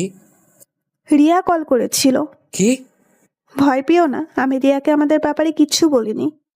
রোজার চোখের জল স্পষ্ট বোঝা যাচ্ছে। ও আর কিছু না বলে দৌড়ে রুম থেকে বেরিয়ে পড়লো। হঠাৎ মোবাইলটা বেজে উঠলো। খাটের কর্নার থেকে মোবাইলটা নিয়ে স্ক্রিন তাকিয়ে দেখি রিয়া কল করেছে। কেন জানি রিয়ার কলটা ধরতে মন যাচ্ছে না। মোবাইলটা অফ করে দিলাম। কনফিউজড হয়ে গেছি, আসলে আমি ভালোবাসি কাকে। ঘুম আর আসলো না। খাট থেকে নেমে ব্যালকনিতে গিয়ে বসে থাকলাম। রাতে খাবার খেয়ে রুমে বসেছিলাম, তখন রোজা আসলো। কোনো কথা না বলে লাইট অফ করে খাটে এসে আমার বুকের উপর মাথা দিয়ে শুয়ে থাকলো। রোজার এমন কাজে আমি বেশ অবাক হচ্ছি। হঠাৎ রোজা বলল, একটা প্রশ্ন করি, হুম। আমি যখন না থাকবো তখন কি তুমি আমাকে মিস করবা? আমি কিছু বললাম না, চুপচাপ চোখ বন্ধ করে শুয়ে থাকলাম। ঘুমিয়ে পড়েছ? নিশ্চুপ। রোজা শুধু ফুঁপিয়ে ফুঁপিয়ে কাঁদতে লাগলো। একসময় ও কান্না করতে করতে ঘুমিয়ে পড়লো। আমি রোজাকে আমার বুকের সাথে খুব শক্ত করে জড়িয়ে ধরলাম। কেন জানি এই মেয়ের চোখের পানি আমার সহ্য হয় না। আমি রোজাকে আমার বুকের সাথে খুব শক্ত করে জড়িয়ে ধরে বলতে লাগলাম, জানো রোজা, আমি রিয়ার সাথে 3 বছর ধরে রিলেশনে আছি, কিন্তু আমার কখনো মনে হয়নি যে রিয়া আমাকে আসলেই ভালোবাসে। সবসময় এমনই মনে হতো ও আমাকে ব্যবহার করছে, কিন্তু এখন কেন জানি রিয়ার কথা আর মনে হয় না। মনটা চায় শুধু তোমার কাছেই থাকি সবসময়। তুমি যখন আশেপাশে না থাকো কেমন যেন নিঃস্ব লাগে। এখন কেন যেন তোমার রাগ, অভিমান, সেট সবকিছু ভালো লাগে। আমি তোমাকে ভালোবাসি রোজা, অনেক অনেক ভালোবাসি। কথাটা বলতে আমার হার্টবিট কয়েক গুণ গতিতে লাফাতে শুরু করলো। রোজা চুপচাপ আমার বুকের উপর শুয়ে আছে। জানি না আমার কথাগুলো শুনেছে নাকি। আমি রোজার কপালে একটা চুমু এঁকে দিলাম। কিছু সময়ের মধ্যে রোজাকে বুকের সাথে জড়িয়ে ধরে ঘুমিয়ে পড়লাম। সকালে সবাই একসাথে নাস্তা করছি। আব্বু আম্মু খুব সকালেই বাসায় এসে পড়েছে। হঠাৎ রোজা আব্বুকে উদ্দেশ্য করে বলল, আব্বু, মা, বলো। আব্বু আমি কিছুদিনের জন্য বাসায় যেতে চাই। রোজা কথাটা বলতে আব্বু আম্মু নেহা আমার দিকে তাকিয়ে আছে। সবার চাওয়ার ধরন দেখে আমার গলা দিয়ে আর খাবার নামলো না। পানি খেয়ে সবাইকে উদ্দেশ্য করে বললাম, তোমরা সবাই আমার দিকে এভাবে তাকিয়ে আছো কেন? আজকে কি আমাকে একটু বেশি সুন্দর দেখাচ্ছে? কেন মা, এই গাধাটাই কি কিছু বলেছে? কিছু বললে আমাকে বলো, দেখো ওকে কি করি। আমি আহত দৃষ্টিতে আব্বুর দিকে তাকিয়ে আছি। আসলে কি ওনারা আমার বাবা মা, নাকি আমাকে রাস্তা থেকে কুড়িয়ে এনেছে? না, উনি কিছু বলেনি। আসলে আব্বু আম্মুকে অনেকদিন ধরে দেখতে মন চাচ্ছে, তাই ভাবলাম কয়েকদিনের জন্য দেখে আসি। ঠিক আছে, যাও। আর এই গাধাটাকেও সাথে করে নিয়ে যাও। না, উনি বলল যাবে না, ওনার কি যেন কাজ আছে। আমি একটু অবাক হলাম রোজার কথায়। বেকার ছেলের আবার কাজও আছে? সারাদিন খায় আর ঘুরে, এখন বলছে তার নাকি কাজও আছে। আমার দিকে তাকিয়ে বলল, এখন আর নিতে পারছি না। আব্বুর কথা শুনে মন চাচ্ছে কেঁদে দেই। আমি কিছু না বলে ওখান থেকে রুমে চলে আসলাম। রুমে এসে একটা কথাই ভাবতে লাগলাম, রোজা আব্বু আম্মুর কাছে মিথ্যা কথা বললো কেন? কিছু সময় পর রোজা রুমে আসলো। আমার দিকে না তাকিয়ে ওর জামা প্যাক করতে লাগলো। ওর এই অবহেলা আমার সহ্য হচ্ছে না। আমি খাট থেকে নেমে রোজার পেছনে গিয়ে দাঁড়ালাম। রোজা, হুম, বাসায় কেন যাচ্ছ? বললাম তো আব্বু আম্মুর কথা খুব মনে পড়ছে, তাই দেখা করতে যাচ্ছি। কয়দিন থাকবা? জানি না। বলেই ঘুরে আবার ওর কাজ করতে লাগলো। আমি তোমার সাথে আসি? রোজা আমার দিকে তাকিয়ে একটু রাগী লোক নিয়ে বলল, না, কেন? তুমি যদি আমার সাথে আসো তাহলে রিয়াকে সময় দিবে কিভাবে? তাই তোমার আমার সাথে আসার কোনো প্রয়োজন নেই। এই মেয়ে এত জেদি কেন বুঝলাম না। কিভাবে যে বলে ওকে ছাড়া আমি থাকবো কিভাবে? হঠাৎ রোজা বলল, রুম থেকে বের হও। কেন? আমি জামা চেঞ্জ করব। ও। মাথা নত করে রুম থেকে বের হয়ে আসলাম। কিছু সময়ের মধ্যে রোজা রেডি হয়ে নিচে এসে সবার সাথে বিদায় নিয়ে বেরিয়ে পড়লো। আব্বু ড্রাইভারকে বলে দিয়েছে রোজাকে পৌঁছে দিতে। রোজা চলে গেল, কিন্তু একবারও আমার দিকে তাকালো না। আমি রুমে এসে দরজা লাগিয়ে ব্যালকনিতে এসে দাঁড়িয়ে থাকলাম। রোজাকে ছাড়া কেমন যেন খালি খালি লাগছে। কোনোভাবে রাত পর্যন্ত সময় কাটালাম, কিন্তু এখন আর ভালো লাগছে না। মন যাচ্ছে রোজার সাথে কথা বলতে, কিন্তু কি বলবো তা ভেবে পাচ্ছি না। রাত 10টায় মাথায় একটা আইডিয়া আসলো। একটু ভয়ে ভয়ে রোজাকে কল দিলাম। একবার রিং হতে রিসিভ করলো। এমন মনে হচ্ছে মোবাইলের সামনেই বসেছিল। হ্যালো। হুম, বলো, কেন কল দিয়েছ? এমন মনে হচ্ছে আমি আমার এক্সকে কল দিয়েছি। ডিনার করেছেন? এটা জানার জন্য কল দিয়েছ? না মানে, যা বলার জন্য কল দিয়েছিলাম তা ভুলে গিয়েছি। ঠিক আছে, তাহলে রাখলাম। বলেই কল কেটে দিল। বুঝলাম না এই মেয়েটা এত জেদি কেন। একটু কথা বলে কি এমন হয়ে যাবে? আর কেন আমার সাথে কথা বলবে? এখন পর্যন্ত কি আমি ওকে ভালোবেসে আগলে ধরেছি? না একটাবার ওকে জড়িয়ে ধরে বলেছি যে আমি তোমাকে ভালোবাসি? না একটাবার ওর সাথে ভালোভাবে কথা বলেছিলাম? যখন থেকে দেখা হচ্ছে সেদিন থেকে ওকে প্যারা ভেবেই চলেছি। যখন সামনে ছিল তখন ওকে দূরে পাঠিয়ে চাইতাম, আর এখনো দূরে চলে গেছে, তাহলে আমার এমন কষ্ট হচ্ছে কেন? ব্যালকনিতে বসে রোজার কথা ভাবতে ভাবতে কখন যে ঘুমিয়ে পড়েছি মনে নেই। সকলে সূর্যের আলোয় ঘুম ভাঙলো। ঘুম থেকে উঠে দেখলাম রাতে ব্যালকনিতেই শুয়ে পড়েছিলাম। বাথরুম থেকে ফ্রেশ হয়ে এসে রোজাকে কল করলাম, কিন্তু কল রিসিভ করলো না। 4 থেকে 5 বার ট্রাই করার পর ও রিসিভ করলো না। সকাল সকালই মনটা খারাপ হয়ে গেল। নিচে এসে সবার সাথে নাস্তা করতে বসলাম। চুপচাপ নাস্তা করে ভার্সিটির জন্য বেরিয়ে পড়লাম। কিছু সময়ের মধ্যে ভার্সিটিতে পৌঁছে গেলাম। ক্লাসরুমে এসে একেবারে লাস্ট বেঞ্চে গিয়ে বসলাম। একটু অবাক হলাম, আজকে হারামি 3টাকে দেখা যাচ্ছে না। হঠাৎ রিয়া সামনের বেঞ্চ থেকে উঠে এসে আমার পাশে বসলো। এই, তুমি আমার কল রিসিভ করো না কেন? আস্তে আস্তে বললো, কারণ ম্যাডাম ক্লাস নিচ্ছেন। এখন ক্লাস করো, পরে কথা বলি। রিয়ার সাথে এমন কথা বলার কোনো ইচ্ছেই নেই। চলো না বাইরে যাই। আমি রিয়ার কথার কোনো উত্তর দিলাম না। চুপচাপ ক্লাস করতে লাগলাম। ক্লাস শেষ করে বাইরে এসে দাঁড়িয়ে আছি। পকেট থেকে মোবাইলটা বের করে স্ক্রিনে না তাকিয়েই নাইমকে কল দিলাম। কল রিসিভ করতে বললো, ওই ওই তোমাকে বলেছি না আমাকে কল করবে না? শালা, তুই আমার সাথে ফাইজলামি করছিস? ভালোভাবে কথা বল। তুই কোথায় এখন? ওই তুমি গাঁজা সেবন করেছো নাকি? কি আবোল তাবোল বলছো? কাকে কল দিয়েছো? স্ক্রিনে একবার তাকিয়ে দেখেছো? কাকে আবার কল করবো? আমার বন্ধু নাইমকে কল। কথা বলতে বলতে স্ক্রিনে তাকিয়ে দেখে আমি ভুলে রোজাকে কল দিয়ে ফেলেছি। সরি, আসলে ভুলে কল চলে গিয়েছে। আমি জানি তুমি ভুলে কল দিয়েছো নাকি নিজ ইচ্ছেই কল দিয়েছো। আরে বললাম তো ভুলে কল চলে গিয়েছে। আরে আপনি কথা এমন বাড়াচ্ছেন কেন? কি আমি কথা বাড়াচ্ছি? আরে তোর মতো ছেলেকে আমার চেনা আছে, নিজ ইচ্ছেই কল দিয়ে বলে ভুলে চলে গেছে। ঢং করছিস তুই আমার সাথে? দেখো, তুমি ভুল বুঝতেছো। তোমার সাথে কথা বলার আমার কোনো ইচ্ছেই নেই। আর আমার অনেক কাজ আছে। আর ভালোভাবে কথা বলো। তুই করে কিন্তু আমিও বলতে পারি। বেকার ছেলের আবার কাজও আছে। কলটা কেটে দিলাম। প্রচুর রাগ উঠতেছে। যে কোনো ভাবে এই বেকার ডাবের ট্যাগটা সরাতে হবে। রোজার বলা কথাগুলোয় প্রচুর রাগ উঠতেছে। বললাম যে ভুলে কল চলে গেছে, তা না শুনে তুই তাই শুরু করে দিয়েছে। রিয়া পেছন থেকে অনেকবার ডাকতে ছিল, কিন্তু ওর সাথে কোনো কথা না বলে ক্যাম্পাস থেকে বের হয়ে আসলাম। এখন উদ্দেশ্য হচ্ছে চৌধুরী ইন্ডাস্ট্রিজ। কিছু সময়ের মধ্যেই পৌঁছে গেলাম। কোম্পানির ভিতরে ঢুকে আব্বুর কেবিনের দিকে যাচ্ছি। হঠাৎ আব্বুর পিএ শামসুল হক বয়স 47 হবে সামনে এসে বলল, আরে বাবা, কেমন আছো? উনি আমার বড়, তাই স্যার ডাকতে মানা করেছি। তাই উনি আমাকে বাবা বলে ডাকেন। আঙ্কেল, আমি ভালো আছি, আপনি কেমন আছেন? আর আব্বু কি কেবিনে? আমিও ভালো আছি। আর বড় স্যার তো এখন একটা ইম্পর্টেন্ট মিটিংয়ে আছেন। তুমি কেবিনে বসো, আমি বড় স্যারকে বলছি। আমি ওনার সাথে আর কোনো কথা না বলে মিটিং রুমের দিকে এগোচ্ছি। রুমের দরজা খুলে ভেতরে ঢুকে দেখলাম আব্বু আসলে অনেক ইম্পর্টেন্ট একটা মিটিং করছিল। কারণ অনেক লোক ছিল রুমে, সবাই আমার দিকে তাকিয়ে আছে। আব্বু, তোমার সাথে কথা ছিল। কেবিনে গিয়ে একটু ওয়েট করো, মিটিং শেষ পর্যায়ে। আব্বু, তোমার সাথে জরুরি কথা আছে। আব্বু একটু অবাক হলো, তারপর কিছু না বলে মিটিং রুম থেকে বের হয়ে তার কেবিনে আসলাম। আসতে আব্বু বলল, আপনার চরণ আমার কোম্পানিতে ফেলে আমার কোম্পানিটা ধন্য করে দিলেন। তুমি কি আমার সাথে মজা নিচ্ছ? আচ্ছা, বলো কি তোমার এমন জরুরি তলব যার জন্য মিটিং রুমে থেকে নিয়ে আসলে? কিছুদিন আগে তুমি আমাকে যে অফারটা দিয়েছিলে সেটা কি এখনো আছে? কোনটার কথা বলতেছো? যেটা এখন তোমার মাথায় চলছে। আমার মাথায় এখন চলছে সেই 6 মাস আগের ঘটনা, যেটা তুমি অফিসের প্রথম দিনেই করেছিলে। 6 মাস আগে আমি কি এমন করেছিলাম? ফ্ল্যাশব্যাক।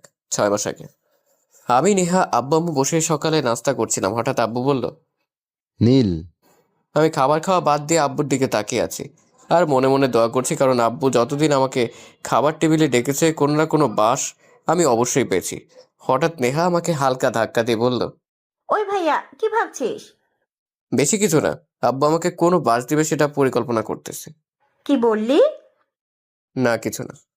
নীল, আজকে তুমি আমার সাথে অফিসে যাইবা। ও, শুধু আজকেই? এটা কোনো ব্যাপার না।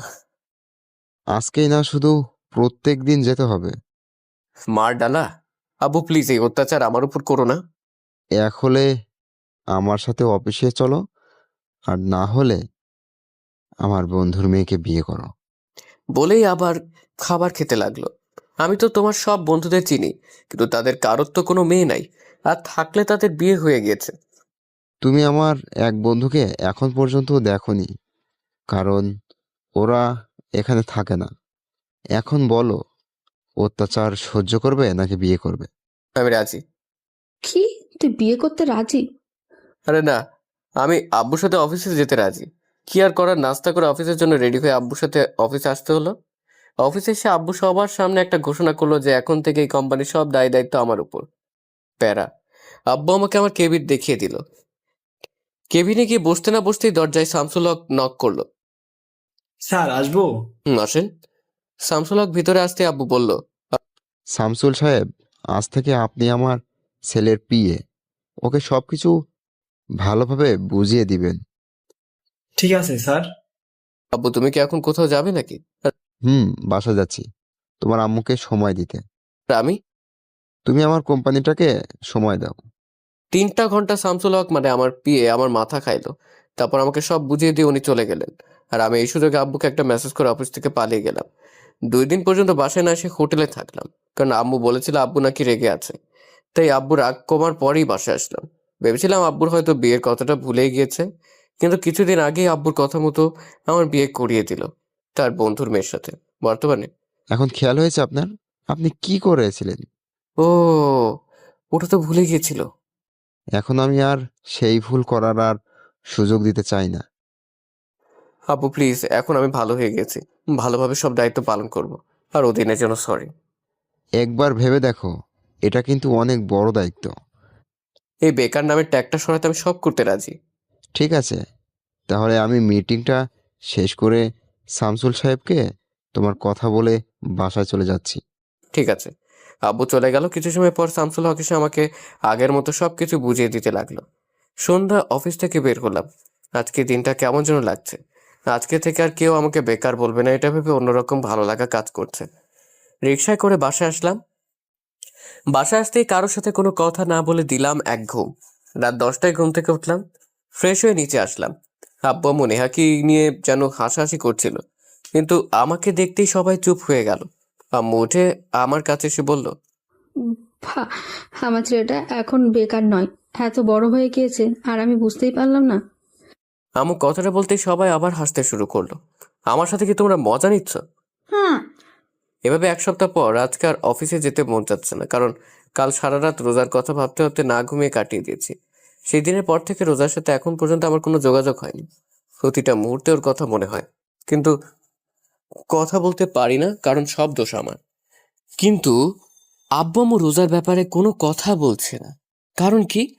ব্যালকনিতে দাঁড়িয়ে এগুলো ভাবছিলাম। হঠাৎ পেছন থেকে নেহা বলল, ভাইয়া নাস্তা করবি না? আম্মু ডাকছে। তুই যা, আমি আসছি। নেহার দিকে ঘুরে বললাম। নেহা আমার সামনে এসে আমাকে জড়িয়ে ধরে বলল, ভাইয়া, তুই কি কোনো ব্যাপার নিয়ে আপসেট? না, কেন, কি হয়েছে? কিছুদিন ধরে দেখছি তুই কেমন যেন মনমরা হয়ে আছিস। তুই যদি আমার সেদিনের কথার জন্য কষ্ট পেয়ে থাকিস, তাহলে আমাকে মাফ করে দে। ওরে আমার পাগলি বোন রে, আমি কি একবারও বলেছি আমি কোনো ব্যাপার নিয়ে আপসেট? পাগলি, এত বেশি বুঝিস কেন? সত্যি তো তুই কোনো ব্যাপার নিয়ে আপসেট না? না।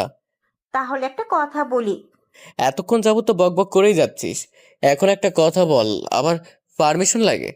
আয় না, আজকে বিকেলে কোথাও ঘুরতে যাই। আমি নেহার কথা শুনেও না শোনার ভান করে দৌড়ে রুম থেকে বের হয়ে নিচে চলে আসলাম। আর নেহা আমার পেছন পেছন দৌড়ে চলে আসলো। আব্বু আগে অফিসে চলে গিয়েছে, তাই আমি, আম্মু আর নেহা একসাথে নাস্তা করছি।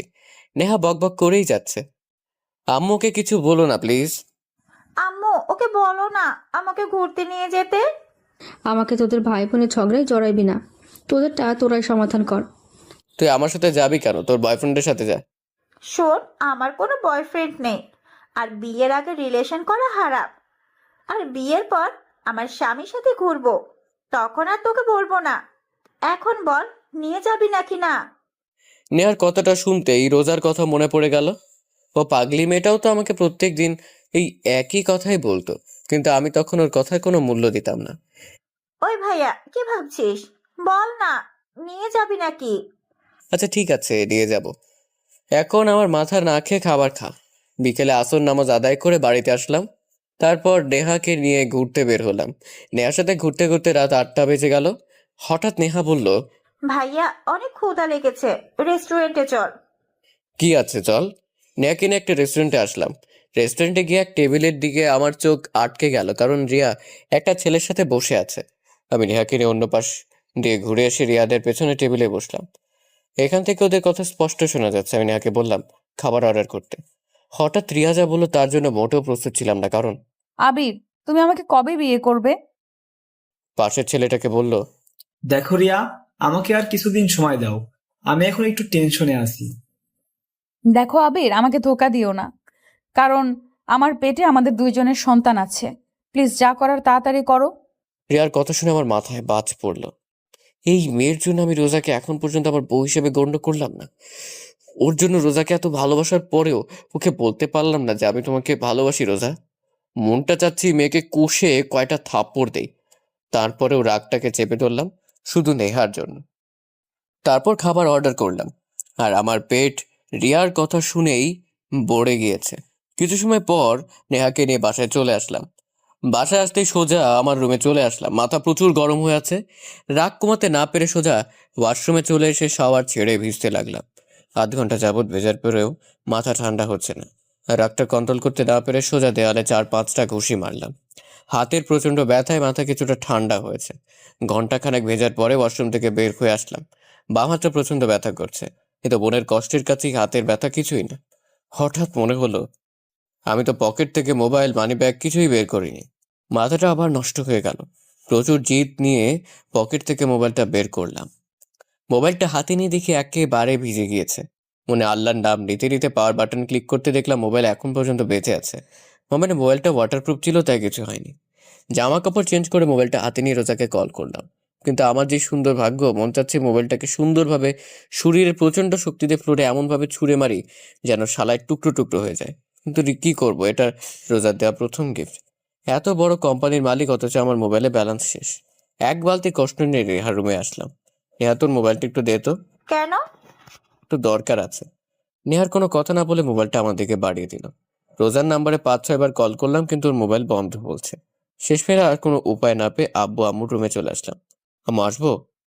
আমি বলেছি না আমাদের রুমে আসতে পারমিশন নেওয়ার প্রয়োজন নেই। আচ্ছা সরি।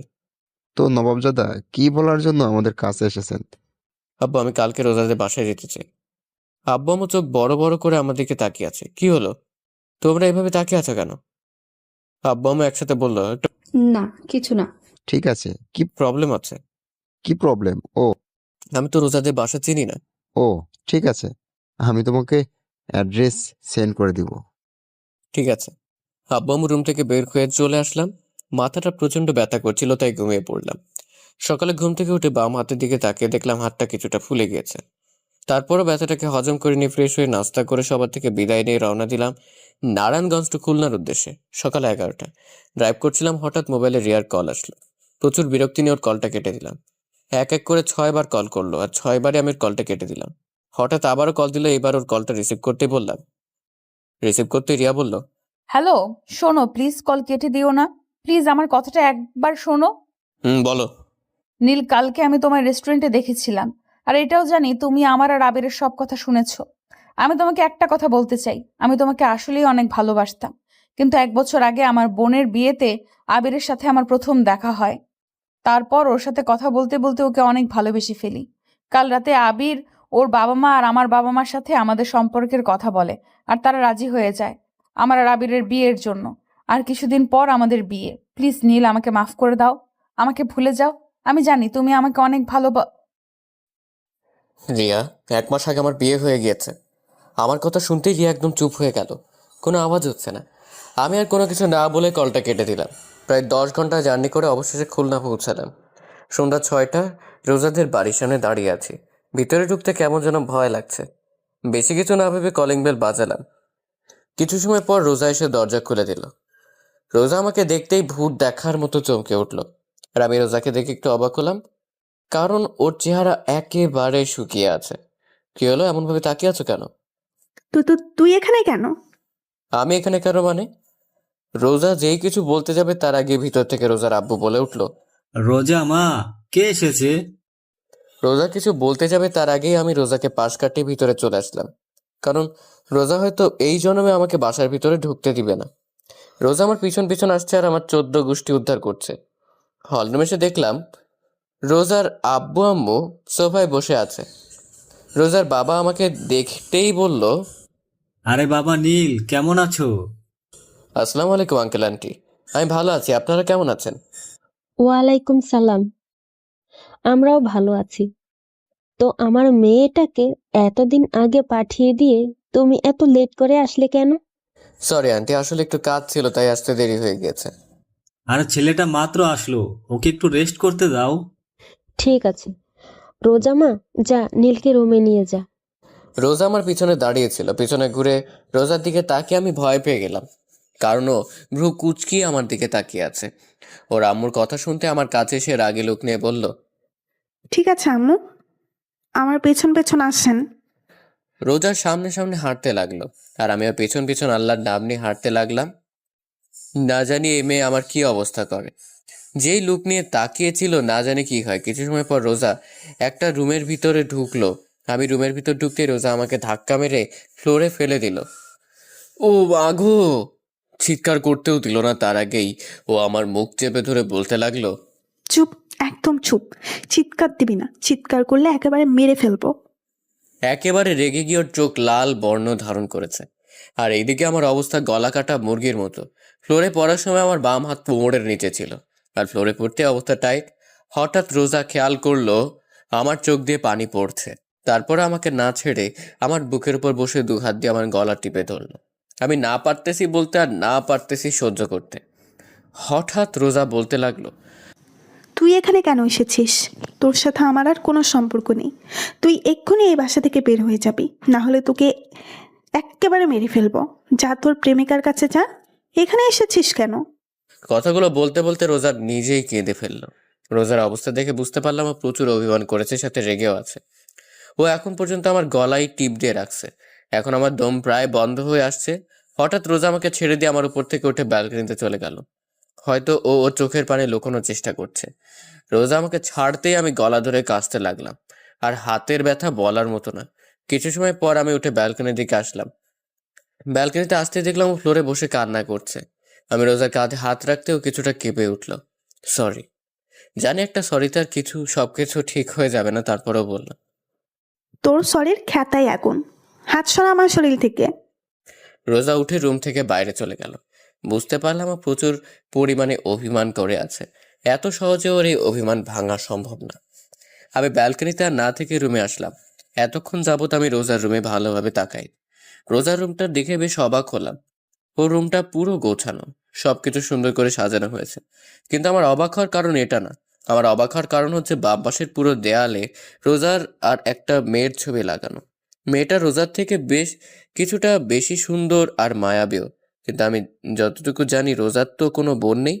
তাহলে এটাকে আমি ওয়াশরুমে চলে গেলাম ফ্রেশ হওয়ার জন্য। কিছু সময় হাতের কবজি পানিতে ভিজিয়ে রাখলাম, কারণ আগের তুলনায় এখন আরো বেশি ফুলে গিয়েছে। কিছু সময় পর ফ্রেশ হয়ে ওয়াশরুম থেকে বের হলাম। বের হতে দেখলাম রোজা খাটে বসে নাস্তা খাচ্ছে। রোজা যেন আমার হাতটা না দেখে তাই কবজি পর্যন্ত পকেট ঢুকিয়ে রাখলাম। রোজা শুধু সাপের মতো ফোঁস ফোঁস করছে আর খেয়েই যাচ্ছে। ওকে এইভাবে দেখে আমার ভয় করছে, আবার হাসিও পাচ্ছে, কারণ প্রচন্ড রাগের কারণে ওর নাক, গাল, চোখ একেবারে লাল হয়ে আছে। আমি রোজার সামনে গিয়ে বললাম, এত জিদ করলে তোমার ব্লাড প্রেশার বেড়ে যাবে। আমার শরীর আমি যা মন চাই তাই করব, তোর কি? আর তুই আমার বিছানায় বসেছিস কেন? বলে আমাকে আবার ধাক্কা দিল, আর আমি খাট থেকে সোজা ফ্লোরে পড়লাম। আর পড়তেই আমার জান যায় যায় অবস্থা। একেবারে চুপ হয়ে রোজার দিকে তাকিয়ে কান দিয়ে গরম হাওয়া বের হচ্ছে। রোজা আমার অবস্থা দেখে অদ্ভুত দৃষ্টিতে তাকিয়ে আছে। রাতে সবাই একসাথে ডিনার করলাম। কিছু সময় কথা বলে রোজার সাথে রুমে চলে আসলাম। রুমে আসতেই রোজা বিছানায় পুরো মাঝ বরাবর শুয়ে পড়লো, আর আমি অসহায় দৃষ্টিতে দাঁড়িয়ে ওর দিকে তাকিয়ে আছি। অনেকক্ষণ হয়ে গেল, এখন আর দাঁড়িয়ে থাকা সম্ভব না, তাই সোফায় বসে পড়লাম। অনেক চেষ্টা করছি যেন ও একবার আমার দিকে তাকায়, কিন্তু তাকাচ্ছি না। শেষমেশ আর কোনো জায়গা না পেয়ে সোফাতেই শুয়ে পড়লাম। কখন যে ঘুমিয়ে পড়লাম বুঝতে পারলাম না। সকালে ঘুমিয়েছিলাম, হঠাৎ হাতে কেমন যেন ঠান্ডা ঠান্ডা অনুভব হচ্ছে, সাথে এমন লাগছে কে যেন কান্না করছে। হালকা চোখ খুলে দেখি রোজা আমার বাম হাতে বরফ ঘষে দিচ্ছে আর কান্না করছে। ও কান্না কেন করছে তা বুঝতে পারলাম না। হঠাৎ ও বলতে লাগলো, একবারে শুধু ঘুম থেকে উঠো, দেখো তোমাকে কি করি। আমাকে কাঁদাতে কি তোমার ভালো লাগে যে এত কাঁদাও? যখন থেকে আসছি তখন থেকে শুধু কষ্ট দিয়েই যাচ্ছ। আমাকে কষ্ট দিচ্ছ তা আমি মেনে নিলাম, কিন্তু তুমি নিজের হাতটার এই অবস্থা করলে কিভাবে? কালকে ধাক্কা দিয়ে ফেলে দিয়েছিলাম, তার জন্য হয়েছে নাকি আবার? নাকি কালকে আসার সময় আবার ওনার অ্যাক্সিডেন্ট হয়েছিল নাকি? এতক্ষণ যাবৎ রোজা কেঁদে কেঁদে এগুলো বলেই যাচ্ছিল। হঠাৎ রোজা উঠে ব্যালকনির দিকে দৌড় দিল। ব্যালকনি থেকে গাড়ি পার্কিং এর জায়গা দেখা যায়। আমার জানা মতেও আমার গাড়ি দেখতে ব্যালকনিতে গিয়েছে, যে আসলে আমার অ্যাক্সিডেন্ট হয়েছিল নাকি। কিছু সময় পর আবার এসে হাতে বরফ ঘষে দিতে লাগলো। রোজার কাণ্ড কারখানা দেখে আমার প্রচন্ড হাসি পাচ্ছে, কিন্তু হাসতে পারছি না। ও যেই থ্রেড দিয়েছে, আমি চোখ হালকা খুলে রেখেছিলাম। হঠাৎ রোজা আমার চোখের দিকে তাকালো, আর আমি সাথে সাথে চোখ বন্ধ করে ফেললাম। আমি মনে মনে ভাবছিলাম হয়তো ও দেখে ফেলেছে আমি জেগে আছি। হঠাৎ রোজা বলতে লাগলো, বুঝলাম না, এত ঠান্ডা বরফ তার হাতের মধ্যে লাগিয়ে রেখেছি কিন্তু ঘুম ভাঙার নাম নিশানা নেই। সোফায় শুয়ে মরে গেল নাকি আবার? হঠাৎ আমার গলায় রোজার হাতে স্পর্শ পেলাম। আমি নিশ্চিত যে ও চেক করছে আমি বেঁচে আছি নাকি মরে গেছি। আমি ওর এই কাজ দেখে আর ঠিক থাকতে পারলাম না, ফিক করে হেসে উঠলাম। আমি হাসতে গড়াগড়ি খাচ্ছি, আর রোজা আমার দিকে ভ্রু কুঁচকিয়ে তাকিয়ে আছে। অনেক সময় হয়ে গেল, কিন্তু আমি এখন পর্যন্ত হেসেই যাচ্ছি। এখন রোজার রাগ উঠে গেছে, ও দাঁড়িয়ে বলল, শয়তানটা মরে গেলেই ভালো হতো। বলেই রোজা রুম থেকে বের হয়ে গেল, আর আমি উঠে ফ্রেশ হতে বাথরুমে চলে গেলাম। কিছু সময় পর ফ্রেশ হয়ে নিচে এসে সবার সাথে নাস্তা করে আবার রুমে চলে এলাম। রুমে এসে সোজা ব্যালকনিতে চলে এলাম। কিছু সময় পর রোজা রুমে আসলো। রোজাকে দেখে আমিও ব্যালকনি থেকে রুমে চলে আসলাম। রুমে আসতে দেখলাম রোজা মুখ ফুলিয়ে খাটে বসে আছে। ওকে এইভাবে দেখতে অনেক কিউট লাগছে। এখন আর খাটে বসলাম না, যদি আবার ধাক্কা মেরে ফেলে দেয়, তাই সোফায় গিয়ে বসলাম আর এক দৃষ্টিতে রোজার দিকে তাকিয়ে থাকলাম।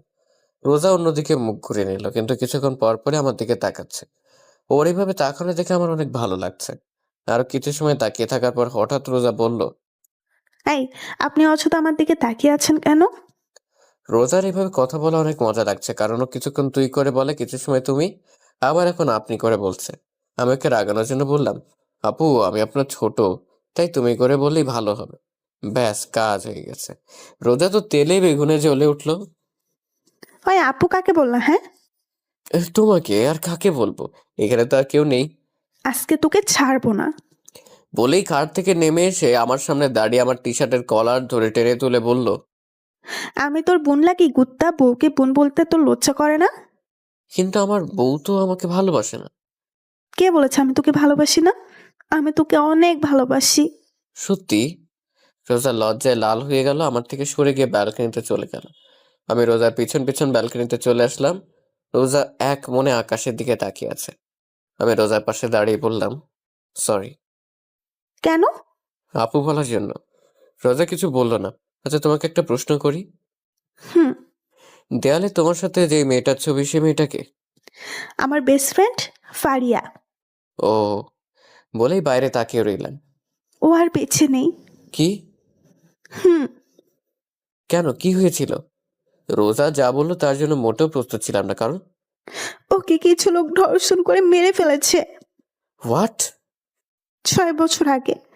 একদিন আমি ফারিয়া, রুহি আর মিম কলেজ থেকে বাসায় দিকে ফিরছিলাম। সেদিন ফারিয়ার বার্থডে ছিল, তাই আমরা বললাম আজকে একটু ঘুরে তারপর বাসায় যাব। আর আমরা তাই করলাম। 4 জন একসাথে রাস্তায় হাঁটতে লাগলাম আর একে অপরকে পছাতে লাগলাম। রাস্তাটা একটু নিরিবিলি ছিল, তত একটা মানুষ ছিল না। হঠাৎ করে ফারিয়া বলল, দোস্ত, তোরা আইসক্রিম খাবি? একটা শর্ত আছে। কি?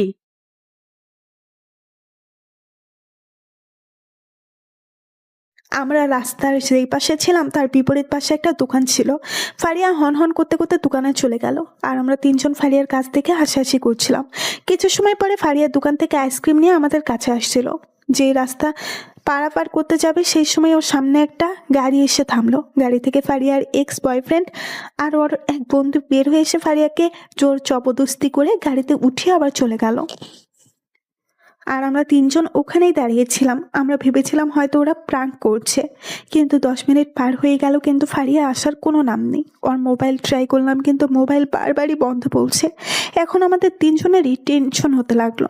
আর কিছু না ভেবে ফারিয়ার আব্বুর কাছে কল দিলাম। ফারিয়ার আব্বু ব্যবসায়ী ছিলেন আর মা স্কুল টিচার। কয়েকবার কল রিসিভ করলো। তারপর তাকে পুরো ঘটনা খুলে বললাম। বিকেল 6টা পর্যন্ত সবাই ফারিয়াকে খুঁজেছি, কিন্তু কোথাও পাইনি। আর কোনো উপায় না পেয়ে আমার আব্বু, ফারিয়ার আব্বু আর ফারিয়ার মামা পুলিশের কাছে অভিযোগ করলো। পুরো 2 দিন পরে ফারিয়াকে খুঁজেছে, কিন্তু তারাও পেল না। অবশেষে ফারিয়ার ছবি পত্রিকায় দেওয়া হলো। 3য় দিন সকাল 10টা বাজে। আমরা সবাই ফারিয়াদের বাসায় ছিলাম। হঠাৎ ফারিয়ার আব্বুর মোবাইলে একটা কল আসলো, কিন্তু কেন জানি কল রিসিভ করার কিছু সময় পরে তিনি অজ্ঞান হয়ে পড়লেন। সবাই ফারিয়ার আব্বুকে ধরে রুমে নিয়ে গেল। আর এইদিকে আব্বু যেই কলটা আসছিল সেই নাম্বারে আবার কল দিল। আব্বু কিছু সময় কথা বলল। সবাই আব্বুর থেকে জিজ্ঞাসা করলো। আব্বু বলে রাস্তার আবর্জনার পাশে পুলিশ একটা মেয়ের লাশ পেয়েছে। এটা ফারিয়া নাকি চেক করার জন্য যেতে বলেছে। কথাটা শুনে আমাদের সবার কলিজা কেঁপে উঠলো। পুরো বাড়িতে আবার কান্নার রোল পড়ে গেল। কিছু সময়ের মধ্যেই আমরা সেই জায়গায় পৌঁছে গেলাম। পুলিশ বলল রাস্তার একজন লোক আবর্জনা পরিষ্কার করছিলেন, তখন তিনি দেখলেন একটা মেয়ে উলঙ্গ অবস্থায় এক পাশে পড়েছিল। তারপর একজন লেডি কনস্টেবল পুলিশ আমাদের লাশের সামনে নিয়ে গেলেন। যখন লাশের শরীরের উপর থেকে কাপড় সরানো হলো, তা দেখে আমার শরীরের পশম দাঁড়িয়ে গেল। একেবারে পাকরুদ্ধ হয়ে মাটিতে বসে পড়লাম। চোখ দিয়ে পানি পড়েই যাচ্ছে। ওর এক চোখ ফেটে গিয়েছে, ঠোঁট থেকে গাল পর্যন্ত চামড়া ছিলে গিয়েছে। পুরো চেহারা ও শরীরের হাজারো মারের ছাপ স্পষ্ট দেখা যাচ্ছে। ওকে এমনভাবে অত্যাচার করেছে যে ওর চেহারা ততটা চেনাই যাচ্ছিল না। পুরো শরীরে জখম হয়েছিল। এমন মনে হচ্ছিল কলিজার উপরে কেউ পাড়া দিয়ে ধরেছে। তারপর লাশটাকে পোস্টমর্টমের জন্য পাঠানো হলো। আর এদিকে সবাই শুকে গেল ফারিয়ার এই অবস্থা দেখে। ফারিয়ার বাবা মা চিন্তা লাশের মতো চুপ করেছিল। তারপর ওকে কবর দেওয়া হলো, কিন্তু ওর বাবা মা ওকে শেষবারের মতো দেখার সাহস পায়নি। 1 মাস পর্যন্ত পুলিশ আসামিদের খোঁজ করলেন, কিন্তু আসামি পলাতক থাকায় তারা খুঁজে পায়নি। তারা খোঁজ না চালিয়ে কেস ক্লোজ করে দিল। কিন্তু এটা ফারিয়ার বাবা মা মেনে নিতে পারলো না। তারা পুলিশের পা পর্যন্ত ধরেছিল যেন ধর্ষণকারীদের শাস্তি হয়, কিন্তু পুলিশ কিছু করলেন না। বর্তমান তাহলে কি ওর দর্শনকারীদের কি কোনো শাস্তি হয়নি? রোজা চুপ হয়ে মাটিতে বসে কাঁদছে। আমি রোজার দুবাহু খুব শক্ত করে চেপে ধরে ওকে ধাক্কা দিয়ে বললাম, কি হলো, কথা বলছো না কেন? ওই শোরের বাচ্চাদের কি কোনো শাস্তি হয়নি? না না, তখন ওদের কোনো শাস্তি হয়নি। আমি রোজার সামনে থেকে উঠে ছাদে চলে আসলাম। প্রচুর রাগ উঠতেছে। একটা মেয়েকে এমন নির্মম ভাবে ধর্ষণ করে হত্যা করার পরেও দর্শকদের কোনো বিচার হলো না। রোজার বলা কথাগুলো ভাবতে লাগলাম। হঠাৎ আমি দাঁড়িয়ে গেলাম। ঠোঁটের কোনো একটা হাসি রেখা ফুটে উঠেছে, কারণ রোজা বলল তখন তারা তাদের পাপের কোনো শাস্তি পায়নি, তার মানে এখন পেয়েছে। কিন্তু শাস্তি কে দিয়েছে, কবে দিয়েছে এবং কিভাবে দিয়েছে, এমন হাজারো কথা মনে চলছিল। আর এসব কথার উত্তর একজনই দিতে পারবে। আমি দৌড়ে ছাদ থেকে রুমে চলে আসলাম। রুমে আসতেই দেখলাম রোজা চুপচাপ দাঁড়িয়ে দেওয়াল ওর আর ফারিয়ার ছবিটার দিকে তাকিয়ে আছে। আমি রোজার সামনে গিয়ে ওর হাত ধরে টেনে এনে খাটে বসালাম। ও চুপচাপ আমার দিকে তাকিয়ে আছে। আমি ওর সামনে ফ্লোরে হাঁটু গেড়ে বসে পড়লাম। তুমি বলছো তখন ওরা ওদের পাপের শাস্তি পায়নি, তার মানে কি এখন পেয়েছে? রোজা মাথা দুলিয়ে হ্যাঁ বলল। কিভাবে পেয়েছে আর কে দিয়েছে? 4 বছর পর খুলনা সোনাডাঙ্গা মডেল পুলিশ স্টেশনে ওসি পদে নিয়োগ হলাম। তারপর ফারিয়া রেপ কেস রিওপেন করলাম। দীর্ঘ 1 বছর আসামিদের খোঁজার পরে অবশেষে ওদের দিনাজপুরে খুঁজে পেলাম। তারপর ওদের সেখান থেকে নিয়ে এসে ফারিয়াদের গেস্ট হাউসে রাখলাম। আর এইসব কিছুতেই সাহায্য করেছে আমার 4 জন ফ্রেন্ড। আসামি ছিল 3 জন। ওদের 2 ঘন্টা যাবৎ ঠাট ডিগ্রি টর্চার করার পরে ওরা সত্যি কথা বলে দিয়েছিল যে ওরা 2 দিন একটানা ফারিয়াকে ধর্ষণ করেছিল। তারপর ওকে মেরে রাতে আবর্জনার কাছে ফেলে দিয়ে ওরা পালিয়ে যায়। লাগাতার 4 দিন ওদের টর্চার করা হলো। টর্চার করার সময় ওরা শুধু ওদের মেরে ফেলার জন্য অনুরোধ করত। তারপরের দিন কোর্টে ওরা যে ফারিয়া রেপ করেছে তার এভিডেন্স পাঠিয়ে দিলাম। কোর্ট থেকে ওদের মৃত্যুদণ্ডের আদেশ আসলো। তারপর মাঝ রাস্তায় সবার সামনে ওদের ক্রস ফায়ার করে মেরে ফেলা হয়, যেন পরের বার আর কোনো মেয়ের ধর্ষণ করার কথা কেউ ভাবতেও না পারে। তো ফারিয়ার বাবা মা খুশি হয়নি যে তার মেয়ের ধর্ষণকারীদের শাস্তি হয়েছে? সেদিন ফারিয়ার রেপ কেস ক্লোজ করে দেওয়া হয়। তার কিছুদিন পরেই আঙ্কেল আন্টি সুইসাইড করে মারা যান।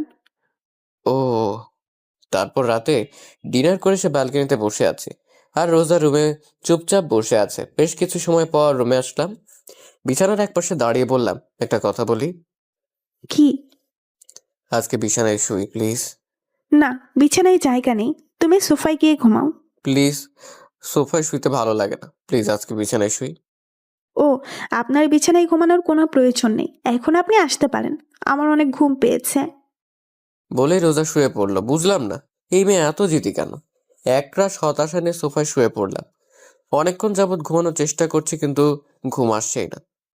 হঠাৎ রোজা বলল, কেউ যদি চায় বিছানায় এসে ঘুমাতে পারে, আমি কিছু মনে করব না। আমি শুনেও চুপচাপ চোখ বন্ধ করে শুয়ে আছি। কি হলো, কথা কানে যায়নি? বললাম কেউ যদি চায় বিছানায় এসে ঘুমাতে পারে। এবার গলার আওয়াজটা শুনে মনে হচ্ছে হালকা রেগে গেছে। তারপর আমি চুপ করে রইলাম। হঠাৎ এমন হলো কেউ আমার সামনে সাপের মতো ফোঁস করছে। এক চোখ খুলে দেখি রোজা আমার সামনে দাঁড়িয়ে ফোঁস করছে। আমি ভয়ে চোখ বন্ধ করে রাখলাম। কি হলো, আপনি কি শুনেননি আপনাকে বিছানায় গিয়ে ঘুমানোর জন্য বললাম? আপনি কি আমাকে বলছেন? আপনাকে ছাড়া এই রুমে কি অন্য কেউ আছে? সরি আপু, আমি এখানেই ঠিক আছি। আমার অনেক ঘুম পাচ্ছে, আপনি এখন আসতে পারেন। ওই, আপু কাকে বলনা? হ্যাঁ, আপনাকে ছাড়া এই রুমে কি অন্য কেউ আছে? রোজা আমার গলায় টিপ দিয়ে বলল। তোমাকে আমি একেবারে মেরে ফেলবো আরেকবার আমাকে আপু বললে। তো আপনাকে আমি কি বলবো? বউ বলবি, বউ। এর বাইরে যদি অন্য কিছু বলিস তাহলে তোকে মেরেই ফেলবো। কথাটা বলতেই রোজার রাগ এক মুহূর্তে লজ্জায় পরিণত হয়ে গেল, কারণ ও আমার বুকের উপর বসেছিল। সেকেন্ডের মধ্যে আমার বুক থেকে নেমে গেল। বিছানায় গিয়ে ইন্ডিয়া আর পাকিস্তানের বর্ডার বানিয়ে শুয়ে পড়লো। আমার দিকে আর একবারও তাকায়নি। আমি সোফা থেকে নেমে রোজার পাশে গিয়ে শুয়ে পড়লাম। আজকে প্রথমবার রোজা আমার আর ওর মাঝে বালিশ রেখেছে। কি আর করার, ঘুমিয়ে পড়লাম। সকালে বুকের উপর কিছু একটা অনুভব করছি। চোখ খুলে দেখি রোজা আগের মতো আমার বুকের উপর মাথা রেখে শুয়ে আছে। ও চেহারার উপর থেকে চুলগুলো সরিয়ে দিলাম। খুব মায়াবী লাগছে ওর চেহারা। আজকে অনেকদিন পর ও আবার আমার বুকের উপর মাথা রেখেছে। মনে যাচ্ছে ওকে খুব শক্ত করে জড়িয়ে ধরতে। ঘড়ির দিকে তাকিয়ে দেখি মাত্র 6টা বাজে। বেশি কিছু না ভেবে রোজাকে শক্ত করে জড়িয়ে ধরলাম। জড়িয়ে ধরতে রোজা বলল, কি, মেরে ফেলার প্ল্যান আছে নাকি? তুমি জেগেছিলে? হুম, আর এত শক্ত করে কেউ কাউকে জড়িয়ে ধরে? মরে যাবো তো।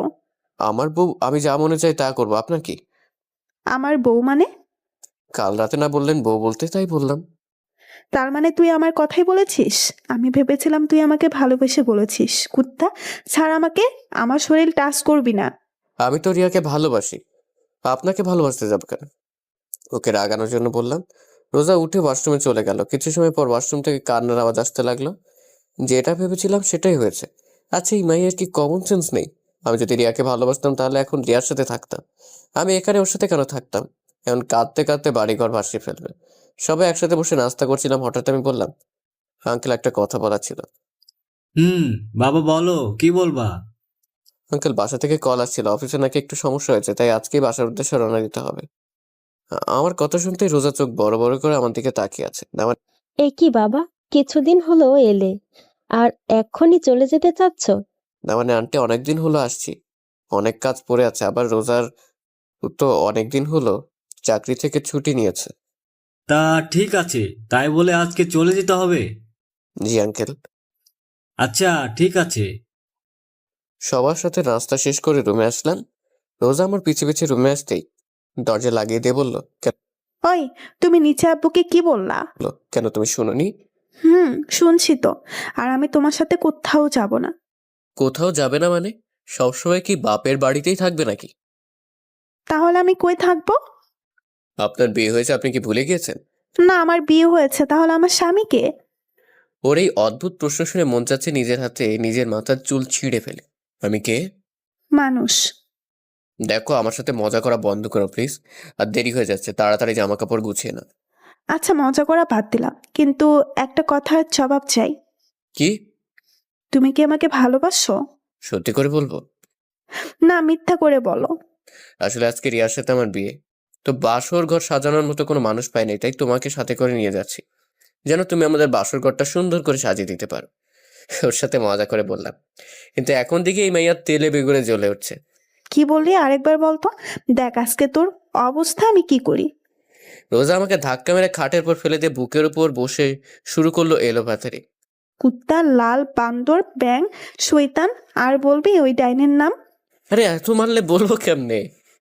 ছাড় আমার হাত, তো ক্যাশ মেরেই ফেলবো। তুই ওই মেয়ের সাথে বাসর করবি, তাই না? আমার কি দোষ? তুমি তো বললাম মিথ্যে কথা বলতে। তাই বলে তুই এই কথা বলবি? আমি কিছু না বলে রোজাকে টান মেরে আমার বুকের উপর থেকে সরিয়ে বিছানায় শুয়ে দিলাম। ও যেই উঠতে যাবে তার আগে ওর দুই বাহু ধরে ওকে বিছানার সাথে চেপে ধরলাম। আমাকে ধরে রেখেছেন কেন? যান আপনার ওই প্রেমিকার কাছে যান। আমি তো আমার প্রেমিকার কাছেই আছি। রোজার মুখের একেবারে সামনে মুখ নিয়ে বললাম। মানে? আরে গাধি মাইয়া, আমি তোমাকে ভালোবাসি, অনেক অনেক ভালোবাসি, নিজের জীবন থেকে বেশি ভালোবাসি। রোজার কপালে চুমু এঁকে দিয়ে বললাম, কচু বাসো, আজ পর্যন্ত তো একদিনও বললে না ভালোবাসি। সরি সোনা, প্লিজ রাগ করো না। তোমাকে অনেকদিন বলার চেষ্টা করছি কিন্তু কোনোদিন বলতে পারিনি। আমি তোমাকে আসলেই অনেক ভালোবাসি। সত্যি? তুমি আমাকে সত্যিই রোজাকে কিছু বলতে না দিয়ে আমাদের দুজনের ঠোঁট এক করে দিলাম, নাহলে প্রশ্ন করতে করতে আমার মাথা খাইতো। তারপর রেডি হয়ে নিচে নামলাম, সবার কাছ থেকে বিদায় নিয়ে রওনা দিলাম ঢাকার উদ্দেশ্যে। আমি গাড়ি ড্রাইভ করছি আর রোজা আমার পাশে বসে বাইরের দিকে তাকিয়ে আছে। হঠাৎ রোজা আমার দিকে তাকিয়ে বলতে লাগলো, কেন? জানো, আজকে আমি অনেক অনেক অনেক খুশি। কারণ এই ভিতর টিম শেষমেশ আমাকে ভালোবাসি কথাটা বলতে পারলো। তুমি কি আমাকে ভিতর ডিম বললা? গাড়িতে কি আর কাউকে দেখতে পাচ্ছ? আমি কিছুই বললাম না, চুপচাপ ড্রাইভ করতে লাগলাম। আমার বাবুটা কি রাগ করছে? আমি কোনো কথা বলছি না। রোজা জায়গা থেকে উঠে আমার গালে চুমু দিয়ে বলল, কথা বলো, না হলে কিন্তু কেঁদে ফেলবো। এটাই তো পারো, কিছু হলে ব্যা ব্যা করে নাকের পানি চোখের পানি এক করে দাও। ওকে রাগানোর জন্য বললাম। রোজা বন্দুক বের করে বাম হাতে রেখে বলল, বুঝলাম না, এই মাইয়া কি সবসময় বন্দুক সাথে করে নিয়ে ঘুরে নাকি? কি যেন বললা? আমি শুনতে পাইনি, আরেকবার বলো তো। কই না তো, কিছু বলিনি। না মানে আমার মনে হলো কিছু বলেছো। সারা রাস্তা এইভাবেই খুনসুটি ঝগড়া করতে করতে পার করে দিলাম। বাসায় পৌঁছতে পৌঁছতে রাত হয়ে গেল। ফ্রেশ হয়ে ডিনার করলাম, তারপর সবার সাথে কিছুক্ষণ কথা বলে রুমে এসে পড়লাম ঘুমানোর জন্য। আগের মতো আজকে রোজা আমার বুকের উপর মাথা রেখে একে অপরকে জড়িয়ে ধরে ঘুমিয়ে পড়লাম। কিছুদিন পর বাসায় এক পার্টির আয়োজন করা হয়। পার্টিটা ছিল সবাইকে জানানোর জন্য যে রোজা হচ্ছে চৌধুরী বাড়ির বউ। কথাটা শুনে সবাই খুশি হয়, সাথে কিছু মানুষ অবাকও হয়। আর তারা হচ্ছে আমার প্রিয় হারামি বন্ধুরা রিয়া আর ওর হাজবেন্ড। কিছুদিন পর রাতে রোজার আমি ব্যালকনিতে বসেছিলাম, হঠাৎ রোজা আমার কাঁধের উপর মাথা রেখে বলল, শোনো, বলো, কি বলবে? ভাবতেছি পুলিশের চাকরি ছেড়ে দিব। কেন? তোমার সাথে তো ঘুরতে পারি না, চাকরি ছেড়ে দিয়ে সারাদিন তোমার সাথে ঘুরবো, মজা করব, প্রেম করব। মায়ের একটাও মাটিতে পড়বে না যদি চাকরি ছেড়ে দেওয়ার কথা আরেকবার বলো। কেন? তুমি আমাকে ভালোবাসো নাকি পুলিশের চাকরিকে? আমি তোমাকে সব থেকে বেশি ভালোবাসি, কিন্তু একটা কথা আছে। রোজা মাথা ঘুরিয়ে আমার দিকে তাকিয়ে বলল, কি? আমি রোজার কানে কানে বললাম, পুলিশ হওয়া আমার ছোটবেলার শখ ছিল। তাই? হুম। এইভাবে চলছিল আমাদের সংসার। 7 বছর পরে আজকে অফিস থেকে একটু তাড়াতাড়ি আসলাম। বাসায় আসতে আমার মেয়ে দাদির কোল থেকে নেমে আব্বু আব্বু বলতে বলতে আমার উপর ঝাঁপিয়ে পড়লো। রোজা একটা প্রিন্সেস জন্ম দিয়েছে। কোলে তুলে গালে চুমু দিয়ে বললাম, আমার প্রিন্সেসটা আজকে সারাদিন কি কি করেছে? কথা বলে, আগে আমার চকলেট দাও। আমি পকেট থেকে একটা চকলেট বের করে নীলার হাতে দিলাম। আমার মেয়ে চকলেট পেয়ে আমার পুরো চেহারা আদর করে বলে দিল, পুরো রোজার মতো হয়েছে। আমি নীলাকে নিয়ে রুমে এসে ওকে খাটে বসিয়ে দিলাম। আম্মু তুমি বসে চকলেট খাও, আমি একটু ফ্রেশ হয়ে আসি। ঠিক আছে। নীলাকে খাটে বসিয়ে ফ্রেশ হতে গেলাম। অল্প কিছু সময়ের মধ্যে ফ্রেশ হয়ে ওয়াশরুম থেকে বের হয়ে এসে দেখি নীলা চকলেট খেতে খেতে দুগালে মেখে ফেলেছে। আমি খাটে শুয়ে নীলাকে আমার বুকের উপর বসিয়ে বললাম, প্রিন্সেস, আজকে তোমার আম্মুর আসতে একটু লেট করছে না? এক জায়গাতেই ভালো হয়েছে, এখন তোমার আম্মু থাকলে আমার সাথে ঝগড়া করতো, কারণ তোমার আব্বুর জন্য চকলেট আনি নাই। নীলা হাসতে লাগলো। আসলেই রোজা যদি জানতে পারে তাহলে আমাকে এই ডায়লগই দিত। দুজনেই হাসতে লাগলাম। হঠাৎ সাপের মতো ফোঁস ফোঁস আওয়াজ হতে লাগলো। আমরা দুজন হাসি বন্ধ করে দরজার দিকে তাকিয়ে দেখি রোজা দাঁড়িয়ে আছে আর সাপের মতো ফুসফুস করছে। নীলা চুপচাপ আমার কোল থেকে নেমে রোজার কাছে গেল। রোজা ওকে কোলে তুলে নিয়ে ওর গালে চুমু দিয়ে বলল, আম্মু, তোমার আব্বু কি আমার ব্যাপার নিয়ে কথা বলছিল? নীলা মাথা ঝুলিয়ে হ্যাঁ বলল। আচ্ছা ঠিক আছে, তুমি নিচে দাদুর সাথে খেলা করো। নীলা কোল থেকে নেমে আমার দিকে তাকিয়ে একটা হাসি দিয়ে দৌড়ে রুম থেকে বের হয়ে গেল। রোজা দরজা লাগিয়ে আমার সামনে এসে বলল, কি বলছিল আমার নামে? ওই কিছুই বলি নাই। আমি কিন্তু শুনেছি। সরি শোনা, আজকে তোমার জন্য চকলেট আনিনি। সমস্যা নাই, 20টা কিস করলেই হয়ে যাবে। এর কম করলে হয় না? একটাও কম না। সমস্যা নেই, আমি রাজি আছি। রোজাকে কোলে নিয়ে বিছানায় শুয়ে দিয়ে ওকে আদর করতে করতে হারিয়ে গেলাম ভালোবাসার মায়া জালে। প্রতিদিন ভালোবাসার নতুন নতুন গল্প পেতে চ্যানেলটি সাবস্ক্রাইব করে পাশে থাকা বেল বাটনে ক্লিক করুন।